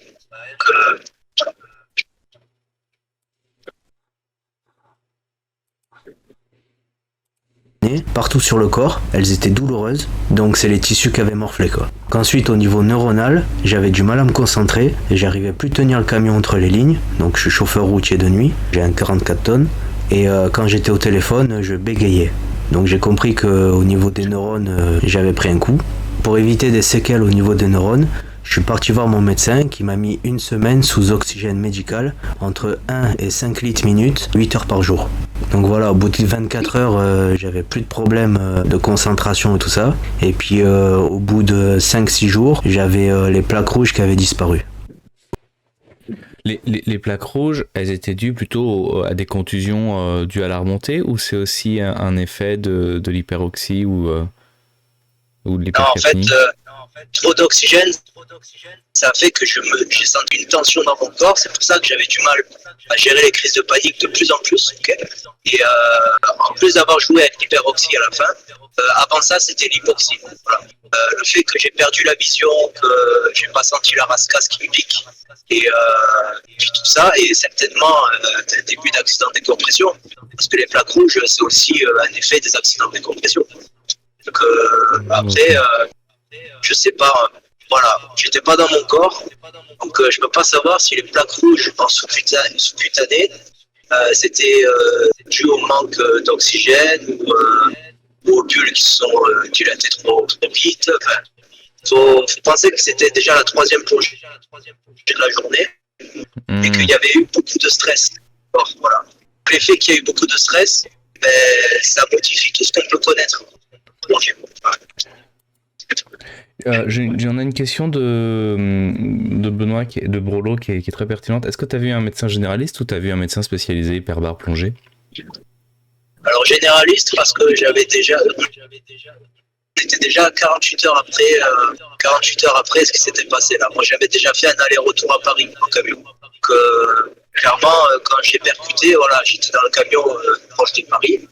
Et je me suis dit voilà, trop tard, certes, mais pas encore trop tard pour adapter un traitement le mieux possible. Ok.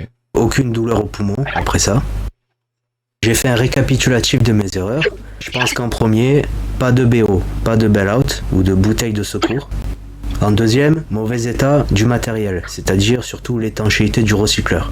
En troisième, la météo, proche de mes limites que j'avais fixées. J'avais fixé 1m10 de vague maximum, et là, il y avait 1m10 de vague, et en plus de ça, j'avais pas de tuba. Par-dessus vient s'ajouter la fatigue de la semaine. Le temps de réaction sous l'eau, il a été beaucoup trop long. Et le changement d'habitude au niveau du matériel. Comme j'avais l'habitude de plonger la nuit, je me suis dit, la journée, je suis plus détendu comparé à mes plongées de nuit qui sont beaucoup plus stressantes. En cinquième, j'ai pas fait de test d'étanchéité entre les deux plongées, celle du matin et celle d'après-midi. En sixième, j'ai pas fait de bubble check au début de la deuxième plongée en recycleur de l'après-midi. Mais bon, le plus grave, c'est que j'avais pas de BO, de bouteille de secours. Donc moi, j'avais mis un détendeur sur la bouteille de diluant en me disant que je pourrais respirer dessus. Mais on a vu que je suis sorti de l'eau limite de gaz. Limite, j'aurais clairement manqué de gaz si ça s'était passé un tout petit peu moins bien. Bon, à côté de ça, j'ai noté aussi des points positifs sur cet accident de plongée. J'ai su établir une procédure d'urgence viable par le fait que je sois repassé sur le recycleur pour injecter de l'oxygène qui m'a permis de retrouver la vision d'une certaine manière, voilà, même si on me voit ramper sur le fond, d'une manière qui a très bien fonctionné. Ensuite, rester au fond pour ne pas remonter trop rapidement, parce que j'aurais pas pu savoir les conséquences que ça aurait impliqué. Et ensuite, j'ai su gérer les crises de panique, donc plus le temps il avançait, plus c'était difficile et les crises étaient compliquées à gérer. Bon, malgré ça, il y a un moment, il fallait absolument sortir de l'eau. La dernière a été très compliquée. Mais je savais très bien que seul sous l'eau, à partir du moment où je me laisse aller à la panique, c'est terminé. Il n'y a plus aucune chance de survie et plus aucune chance de revoir la surface. Et dernier point, j'ai appris de ma connerie. Donc clairement, quand j'entendrai des bulles dans le recycleur, je vais me poser les bonnes questions, je vais pouvoir réagir à temps. Chose que je n'ai pas pu faire sur cette plongée parce que je manquais d'expérience. J'avais jamais eu l'occasion de vivre ce genre de situation. Maintenant je vais l'avoir, donc je vais passer plus rapidement sur le circuit ouvert et je vais plus rapidement faire demi-tour pour éviter d'aller plus loin que le point de non-retour. Moi, je vois un dernier point positif, c'est que en partageant honnêtement l'expérience que j'ai vécue, même si je passe pour un con, ça va peut-être pouvoir servir à d'autres plongeurs de pas faire les mêmes erreurs que moi. Voilà, là sur. Mais tu passes absolument pas pour un con, Max. Au contraire, enfin, je pense qu'on est tous d'accord dans le salon et moi, je peux te dire que je suis vraiment impressionné par ton sang-froid, ta réaction. Des erreurs, on en fait tous. Mais le fait que tu aies fait cette vidéo, ce rétex, de la façon dont t'as réagi, oh putain, non, ça, j'ai beaucoup de respect. Et pour le coup, même moi, ça me remet vachement en question par rapport aux erreurs que je peux faire à mon niveau et sur des trucs à la con que j'estime acquis, quoi. Donc non, tu passes surtout pas pour un con et les seuls sentiments qu'on devrait avoir à ton égard, c'est de la gratitude et ni plus ni moins. Vraiment, merci beaucoup pour cette vidéo et ça, c'est sincère. Ouais, merci. Je continue de la voir, mais juste c'est vraiment. C'est gentil, ouais, merci. Merci les gars. C'est que de la gratitude pour ce que tu as fait. Enfin, de nous partager ça avec autant de faits et d'autocritique. Non, respect. En fait, si je peux rajouter quelque chose. Ouais, vas-y. Cette vidéo-là, elle m'a surtout servi à moi. Parce que le fait que je veuille faire un reportage comme ça, le fait de vouloir le faire bien, ça m'a aussi permis d'aller chercher des informations que je n'avais pas. Et finalement, en les trouvant, tout s'est éclairé parce que à la sortie de l'eau, c'était une grosse soupe de poisson. Je ne savais pas qui était quoi. C'était une hypercapnie, hypoxémie, je ne sais pas quoi. Donc, non, pas une hypoxémie, ouais, hypoxie, tout ça. Donc, le fait de faire ce truc-là, pour les autres et pour pouvoir le bien faire, et ben en fait, ça m'a éclairé beaucoup de choses et j'ai appris tellement de choses. Je suis parti du principe que, étant seul sous l'eau, le débriefing, il faut que je le fasse tout seul. Et c'est là aussi que le fait que tu me répondes pas quand j'ai voulu que tu fasses une analyse là-dessus, et ben je me suis dit, je vais tout faire moi-même et je vais le faire bien. Et c'est comme ça que est né ce reportage que j'ai fait le possible, quoi. Voilà.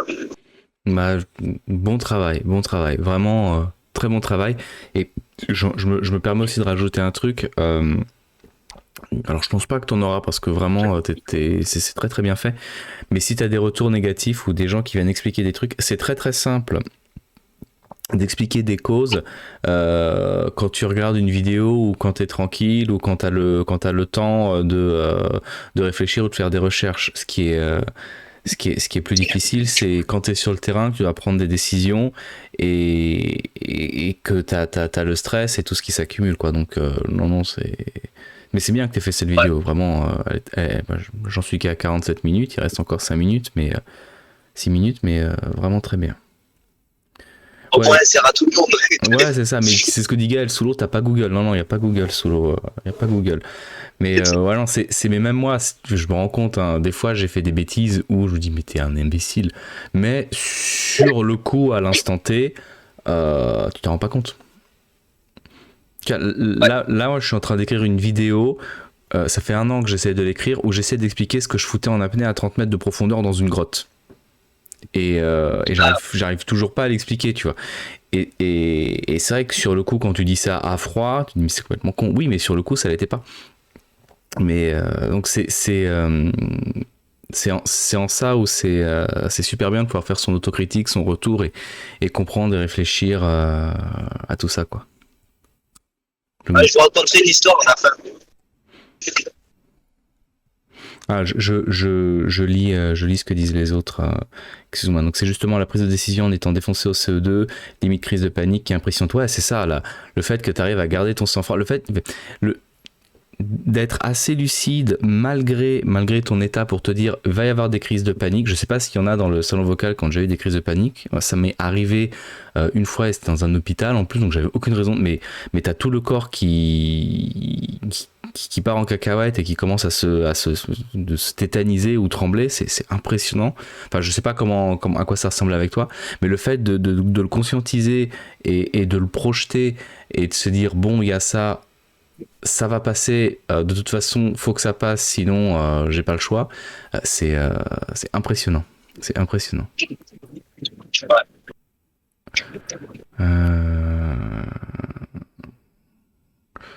Donc Lima Bravo qui nous dit on apprend de ses erreurs et le but recherché avec cette vidéo c'est justement pour faire prendre conscience à tous de faire attention et que ça n'arrive à personne. Et effectivement, c'est une très très très très bonne vidéo pour ça. Vraiment, hein, que de la gratitude et certainement, tu passes certainement pas pour un con, bien au contraire. Gaël, ça va, je suis rassuré. Non, complètement. Et je te représente mes excuses de pas t'avoir répondu à l'époque. Je pense que j'ai dû me dire je lui répondrai plus tard et puis après j'ai oublié. Tu m'as rendu service parce que le fait que je me retrouve tout seul pour faire cette vidéo, même si je te considérais comme le meilleur pour faire des analyses d'accidents de plongée, parce que t'es très fort pour ça, faut le dire, j'ai dû le faire tout seul. Et le fait de le faire tout seul, voilà, je me suis donné les moyens, j'ai mis 200 heures, 3 mois et demi, mais elle est sortie, voilà, mais elle est sortie bien. Voilà. Mais tu vois, là, tu fais mon éloge, j'aurais pas pu faire ce travail-là. J'aurais pas fait le travail que tu as fait là. Moi, j'aurais regardé la vidéo en mode analyse de projet. Enfin, je pense même que je n'aurais pas pu en faire une analyse aussi poussée parce que j'aurais pas passé autant de temps. Et on est moi je suis très très humble sur mes compétences, je parle que de circuit ouvert. Et j'étais, et encore en circuit ouvert en plongée récréative sans palier. Donc t'as fait un travail bien supérieur au mien. Et c'est pour ça, là, moi j'ai appris plein de trucs. Là, je vais la regarder encore une fois tranquillement et je la repasserai en live sur Twitch parce que j'apprends des trucs, tu vois. Et je te remercie pour ça. Là, j'apprends vraiment plein de choses. Tout ce qui est hypercapnie, hyperoxie, enfin, ça, ce sont des choses que je maîtrise pas du tout. Et je n'en aurais pas aussi bien parlé que toi. Donc, non, vraiment. Vraiment, pas tort.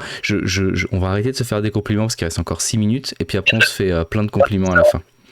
Et Lima Bravo, je vais la partager la vidéo et on va en faire un live sur Twitch et même je pense que ce live là, une fois que j'aurai fait le live sur Twitch, il sera public parce que c'est important.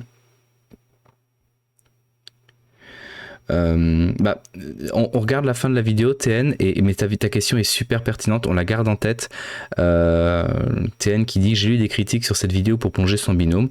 C'est vrai que c'est une critique qui s'entend, mais quelle aurait pu être la réaction d'un binôme? Donc on la met de côté cette question là parce qu'il reste encore 5 minutes, je vais juste vers les 5 minutes et on revient dessus. Ok TN? Tu étais d'accord avec ça Max? Ouais, super. On finit la vidéo et on répond à cette question juste après TN. Et énormément de négligence qui aurait très bien pu me coûter la vie, ok. Si j'avais vu cette vidéo avant de plonger ce jour-là, c'est clair que je n'aurais jamais plongé. Ça peut paraître aberrant de ne pas avoir de bouteille de sécurité en plus du recycleur, surtout sur des petites plongées, faible profondeur. Croyez-moi, des plongeurs qui font ce genre de négligence, étanchéité du recycleur, pas de bouteille d'air de redondance, j'en croise. Ça part avec 2 litres d'oxygène et 3 litres de diluant.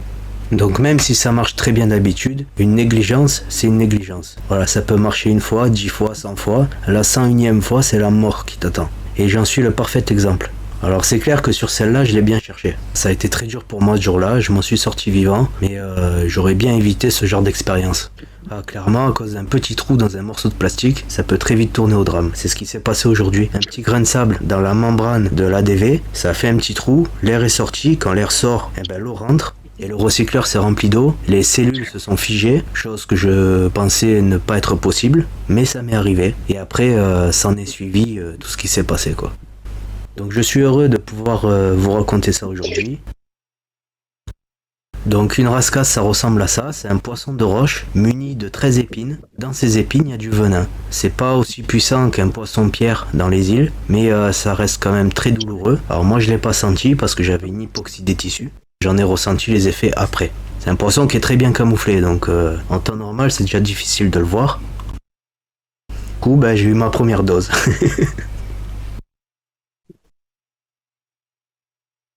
Donc là, vous pouvez voir le test d'étanchéité du recycleur, comme je le faisais avant chaque plongée. Là, on voit bien, il y a le gros tuyau noir à droite, qui est le corps du recycleur, et le tuyau avec l'embout rouge qui descend petit à petit, d'accord? Quand on le met en dépression et qu'on le ferme, le tuyau, il doit pas descendre, il doit tenir la dépression pendant 5 minutes. Et là, clairement, on voit qu'au bout de 5 minutes 35, il n'a pas tenu la dépression complètement, quoi. Le tuyau est descendu. Donc c'est pas un recycleur qui est complètement étanche, c'est plongeable, mais dès qu'il y a un tout petit problème par-dessus, c'est terminé, quoi. C'est une catastrophe. Il reste encore de l'air dedans, mais clairement, c'est pas un recycleur parfaitement étanche, quoi. Donc là, on voit sur l'écran la membrane de l'ADV. Quand elle est montée sur le recycleur, impossible de voir qu'il y a un trou dedans. Mais quand on la démonte et qu'on tire dessus, on voit qu'il y a un joli trou. Certainement dû à un petit grain de sable qui s'est mis à l'intérieur, et à force de la mettre en pression et en dépression, ça a fini par faire un trou, quoi. Donc j'aimerais dans les commentaires que vous me disiez pas la phrase rhétorique « plonger seul, c'est interdit, nanana ». Je suis un fervent défenseur du solo diver, d'accord? C'est-à-dire, on peut très bien plonger seul, ça peut très bien se passer, et ça peut aussi très mal se passer quand on plonge à plusieurs, selon la différence de niveau, le matériel utilisé. Voilà, la plongée c'est un ensemble de facteurs, il suffit de pas grand chose pour que ça parte en vrille. De toute façon, seul ou à plusieurs, c'est les mêmes règles de sécurité. Voilà, comme je l'ai dit, je plonge seul, parce que si on met plusieurs plongeurs en même temps dans l'eau, il va y avoir des lampes partout, de la lumière partout, des bulles partout, et ça va faire peur aux poissons. Et mon but à moi, c'est de filmer un poisson, pas de lui faire peur. Donc moi je suis passé en recycleur parce que en circuit ouvert sur la bouteille, il me sortait des bulles du détendeur, ça faisait peur aux poissons. Et finalement j'en venais à couper ma respiration le temps de faire la prise de vue sur l'espèce que j'avais ciblée. Voilà.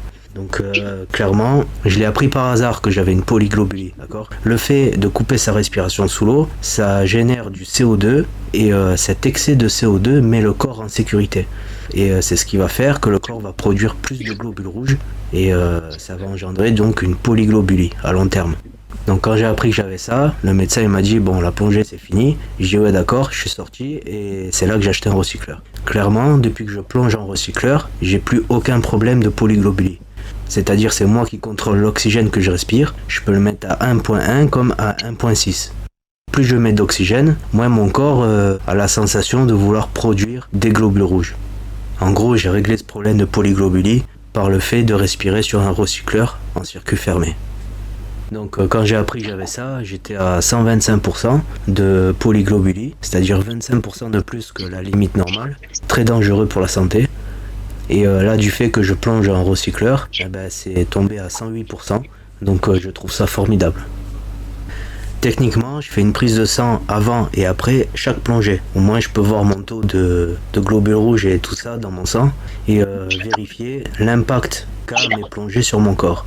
En gros, je fais très attention à ma santé, quoi. Électrocardiogramme, IRM, scanner, les oreilles, le sang. D'autant plus que je plonge seul la nuit. Donc, si j'ai la moindre défaillance corporelle, je suis tout seul et personne va pouvoir m'aider.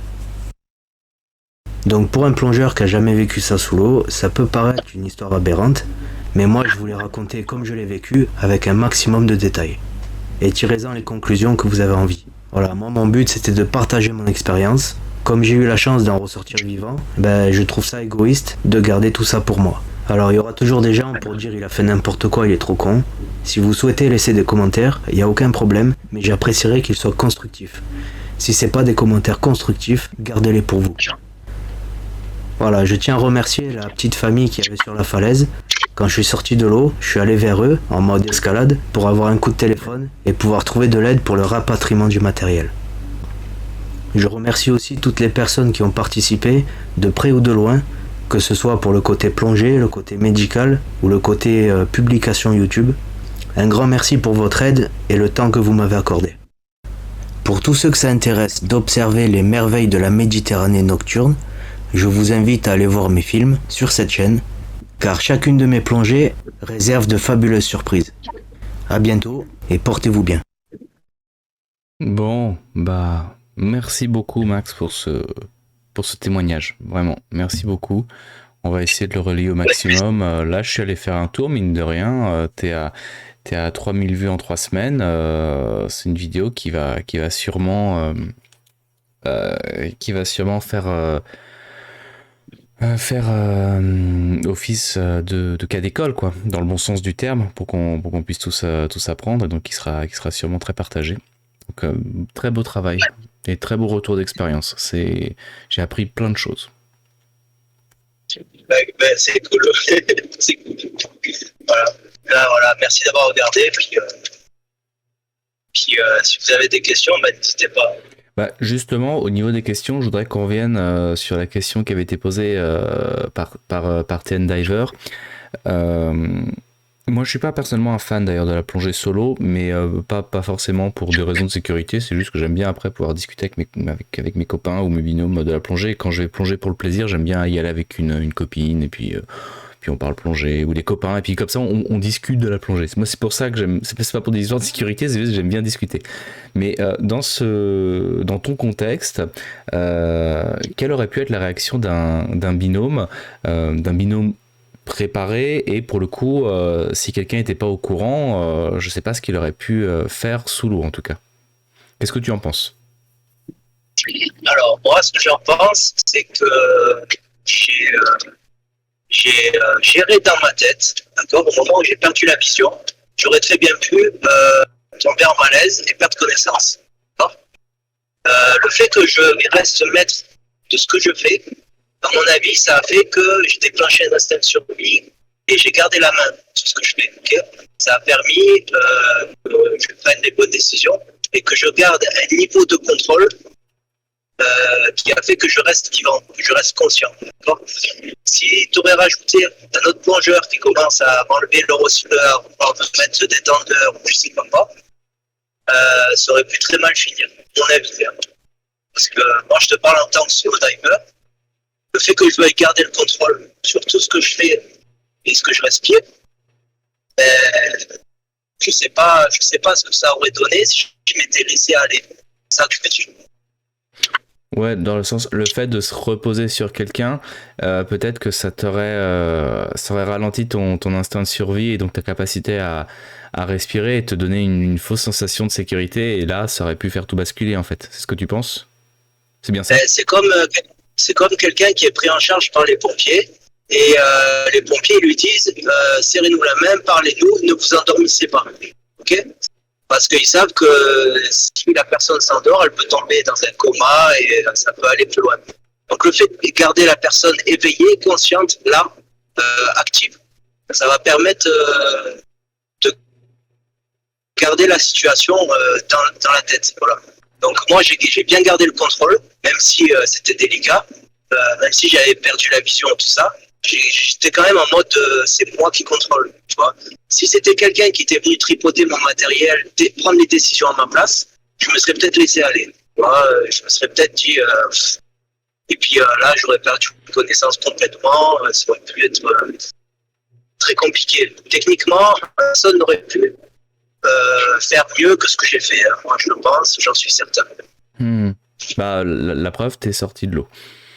En fait, il y a aussi ce biais, c'est un capitaine qui m'avait raconté ça, à partir du moment où c'est toi qui dois t'occuper du truc, si tu sors de l'eau, ça veut dire que t'as pris la meilleure décision à la fin. Donc c'est... Ouais. Non, bah, est-ce que t'as ta réponse, TN, ou tu veux poser des questions un petit peu plus précises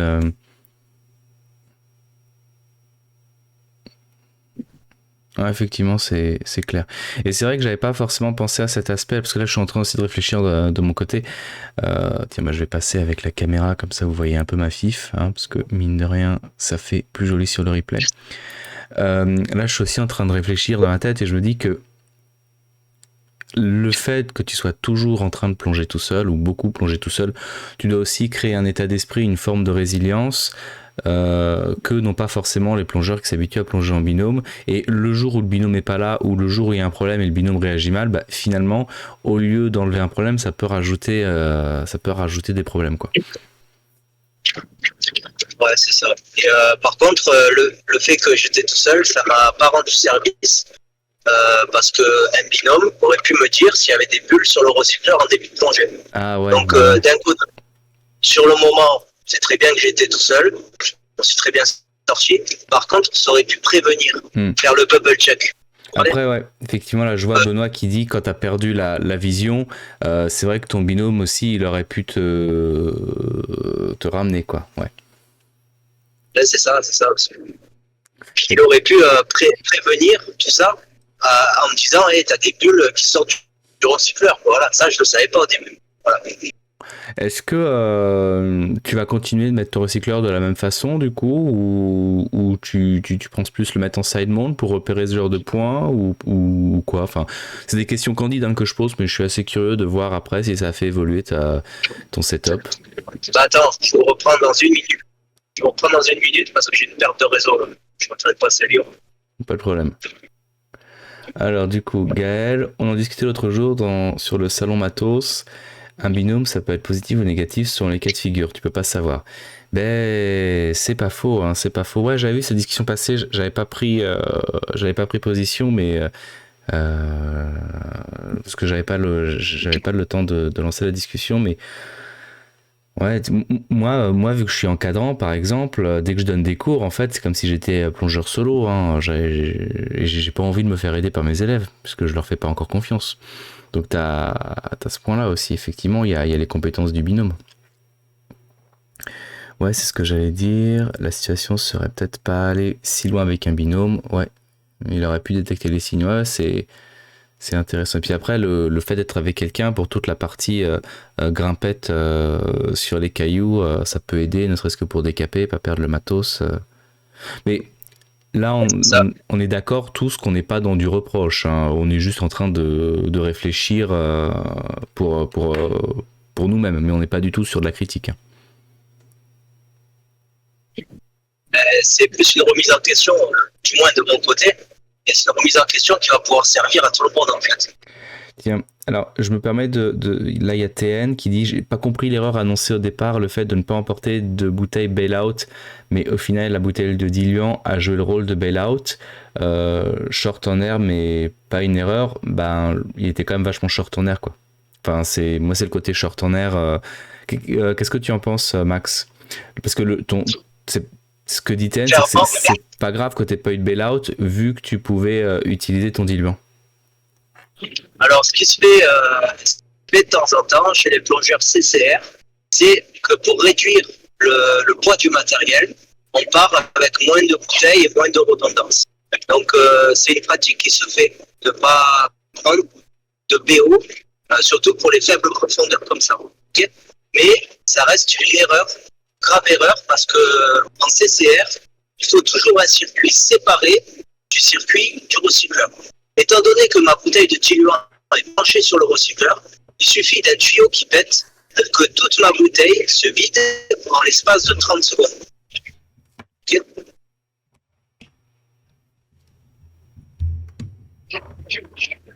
Ouais. Donc il faut absolument une BO pour là, si on est en CCR, il faut forcément un circuit séparé, un circuit BO.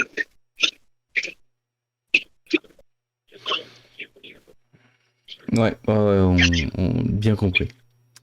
Bien compris. Est-ce que vous avez d'autres questions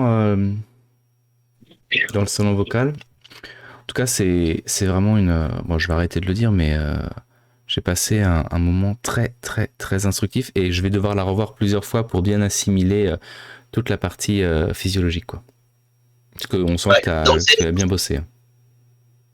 Ah, c'est une vidéo qui a été validée par un instructeur CCR donc, et par un médecin. Donc, c'est pas des trucs que je dis en l'air.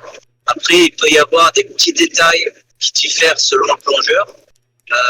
Parce que chez les plongeurs, on a l'habitude d'avoir des grands débats. Et sur le fond de la vidéo, la base de la vidéo, là, toutes les informations que j'ai données, c'est des informations qui ont été vérifiées.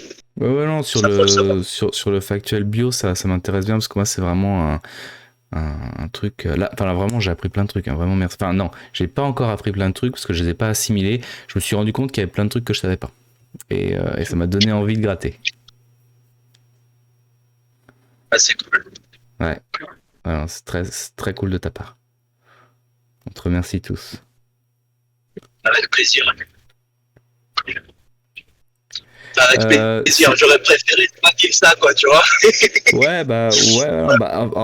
Honnêtement, vu que ça s'est fini comme ça et que t'en as pas de séquelles, t'as eu un petit, même un gros warning du destin, quoi. Donc c'est bien, ça fait partie de ce genre de moments qui te permettent de dire qu'est-ce qu'on fait.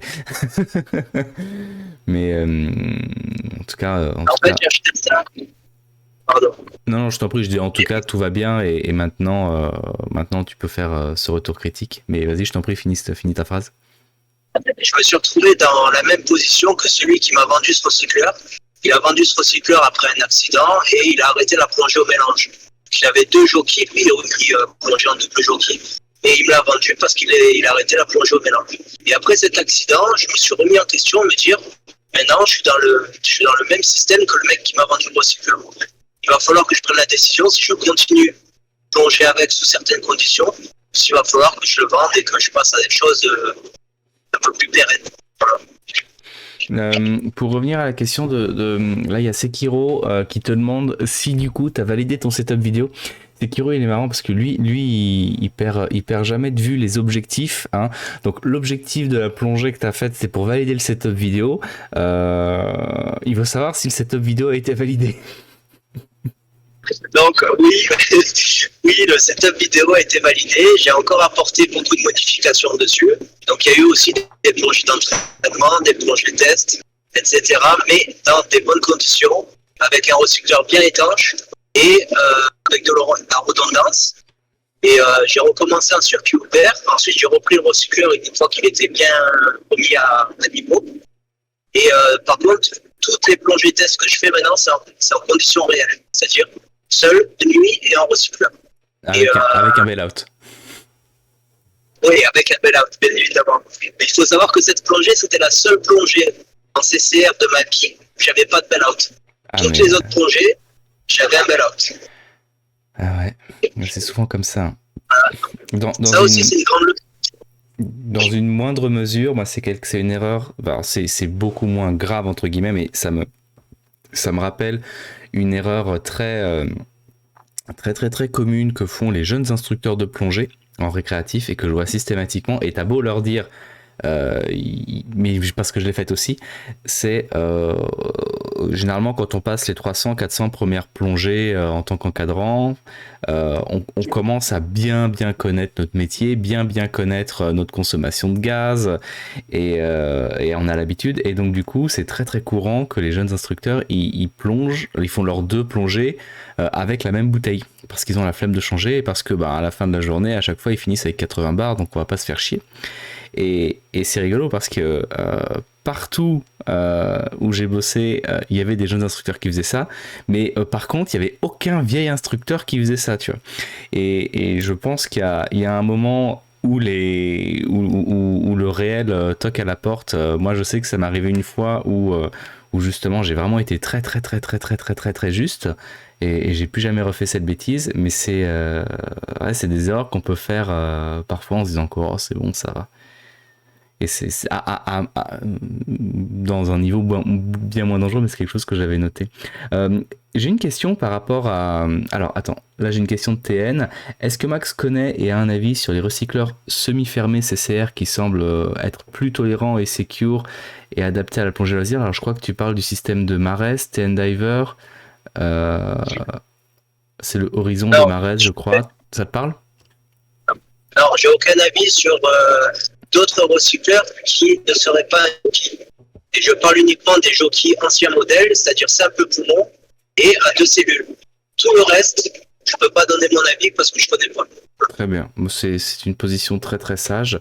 Tant qu'à faire, tant qu'à avoir ton avis, pourquoi tu as sélectionné jockey? Alors, parce que moi je voulais acheter un JJCCR, j'ai appelé mon collègue, un pompier, je lui ai dit voilà, c'est bon, j'achète un recycleur. Et il m'a dit ouais, JCCR, c'est le top et tout, bon, ça coûte 12 000 balles quoi. Là, j'ai pas lié et je me suis dit bon, je vais en acheter un moins cher, qu'est-ce qu'il y a?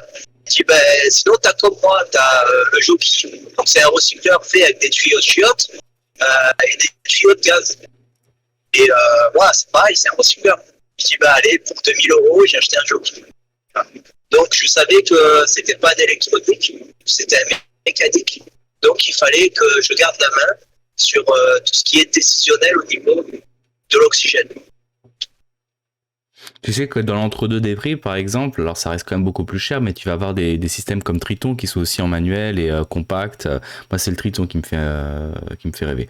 Mais donc, toi, la décision du jockey, c'était le budget. Budget serré. Le budget et aussi la réputation, d'accord. Triton, c'est quelque chose d'assez... Le jockey, il a le secteur, notamment Xavier Méniscus, qui a largement fait ses preuves là-dessus.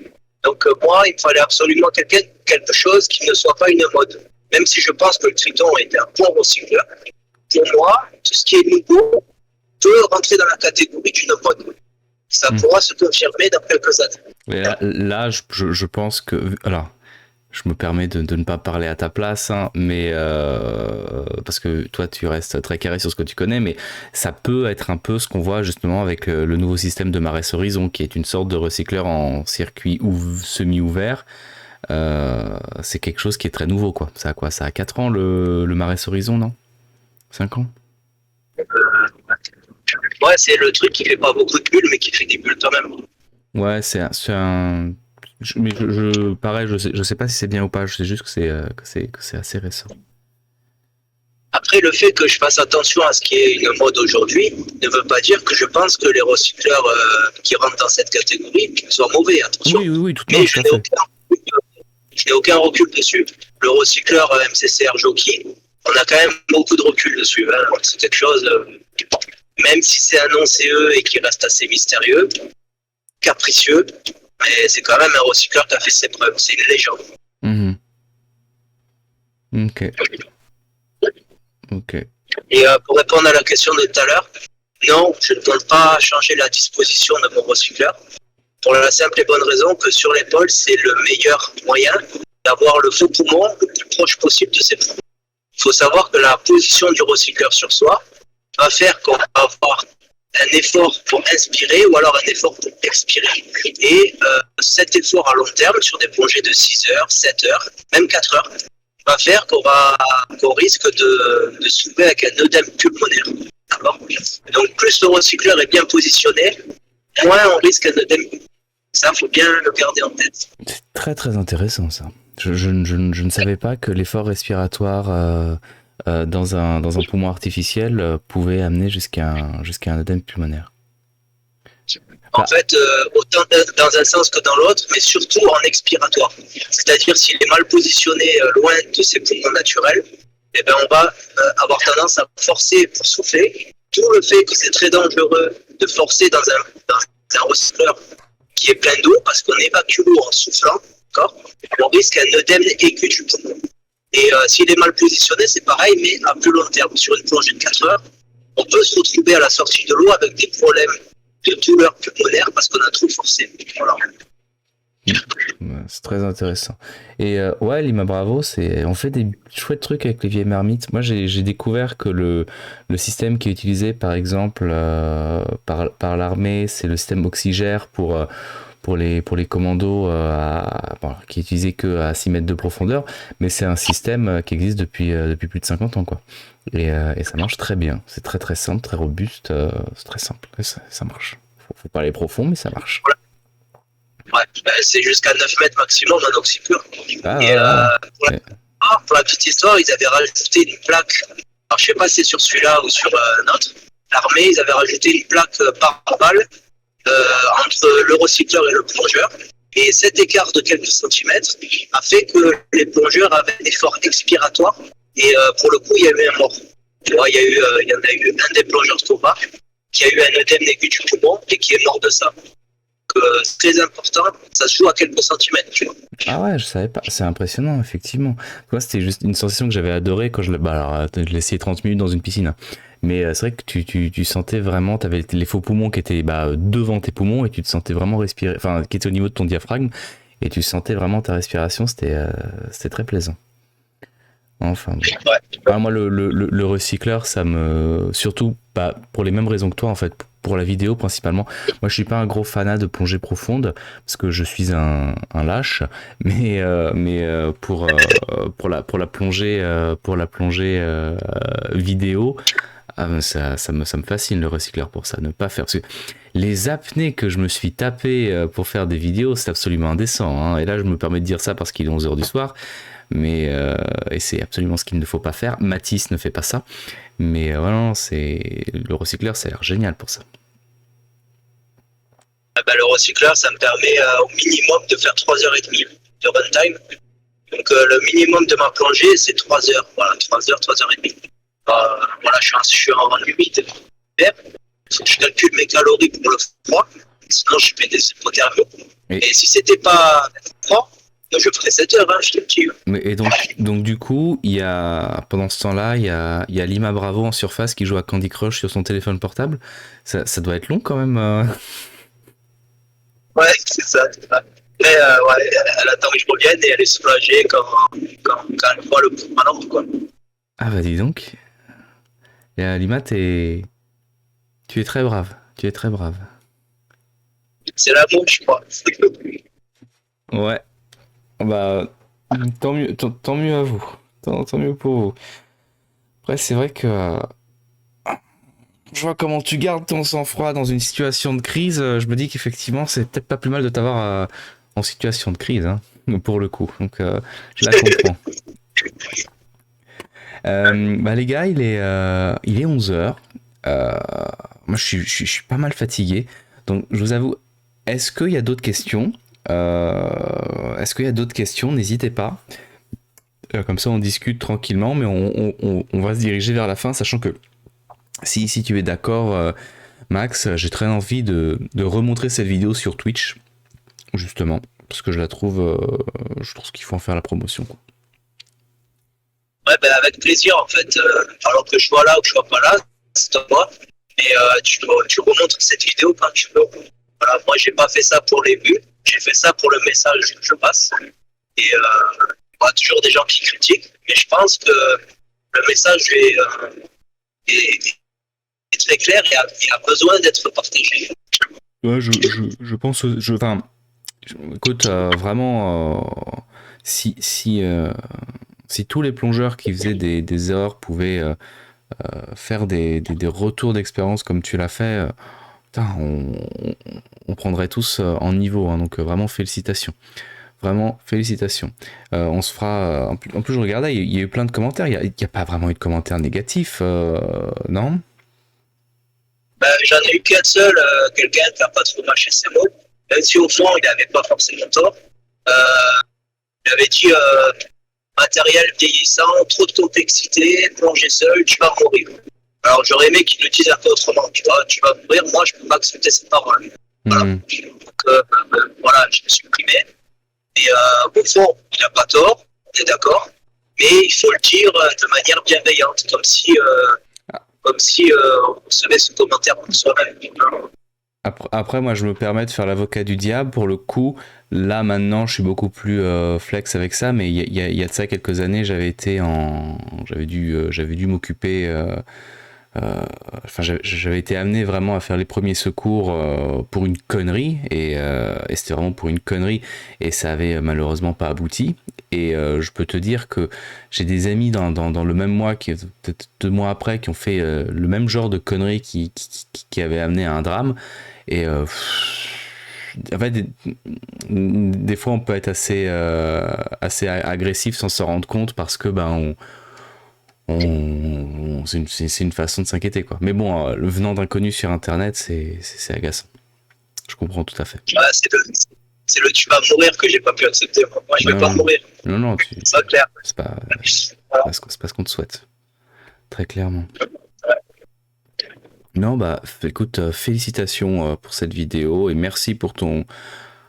Il y a pas de tu vas mourir ici, il y a juste de la gratitude pour cet excellent retour d'expérience où on a tous appris plein de trucs. Donc bon travail Max. Avec plaisir, merci les gars. Et je sais on a discuté un peu en privé, à l'avenir tu as d'autres projets de vidéos à mettre en place. Donc alors maintenant tu es membre du Discord, donc je suis plus réactif sur Discord que sur Instagram, donc n'hésite pas. Ça va? Ok. Bah, de toute façon, je pourrais parler d'un autre accident qui m'est arrivé, mais ce sera plus court. Hein. Bah, d'ailleurs, les amis, là on est combien dans le chat? On est une dizaine. Si vous n'êtes pas encore abonné, allez vous abonner à la chaîne de Max. Hop, je vous la partage ici. On s'abonne, on met la cloche, si c'est pas le cas. Merci à tous de me suivre. Voilà, c'est gentil. Ouais, là il y a Gaël qui est en train de motiver Lima Bravo pour qu'elle passe son refap. Donc non. Tu vas être bien encadré maintenant. Ouais, c'est clair. Non, mais je vais lui faire un baptême là, dans pas longtemps. Ah, ça peut être pas mal.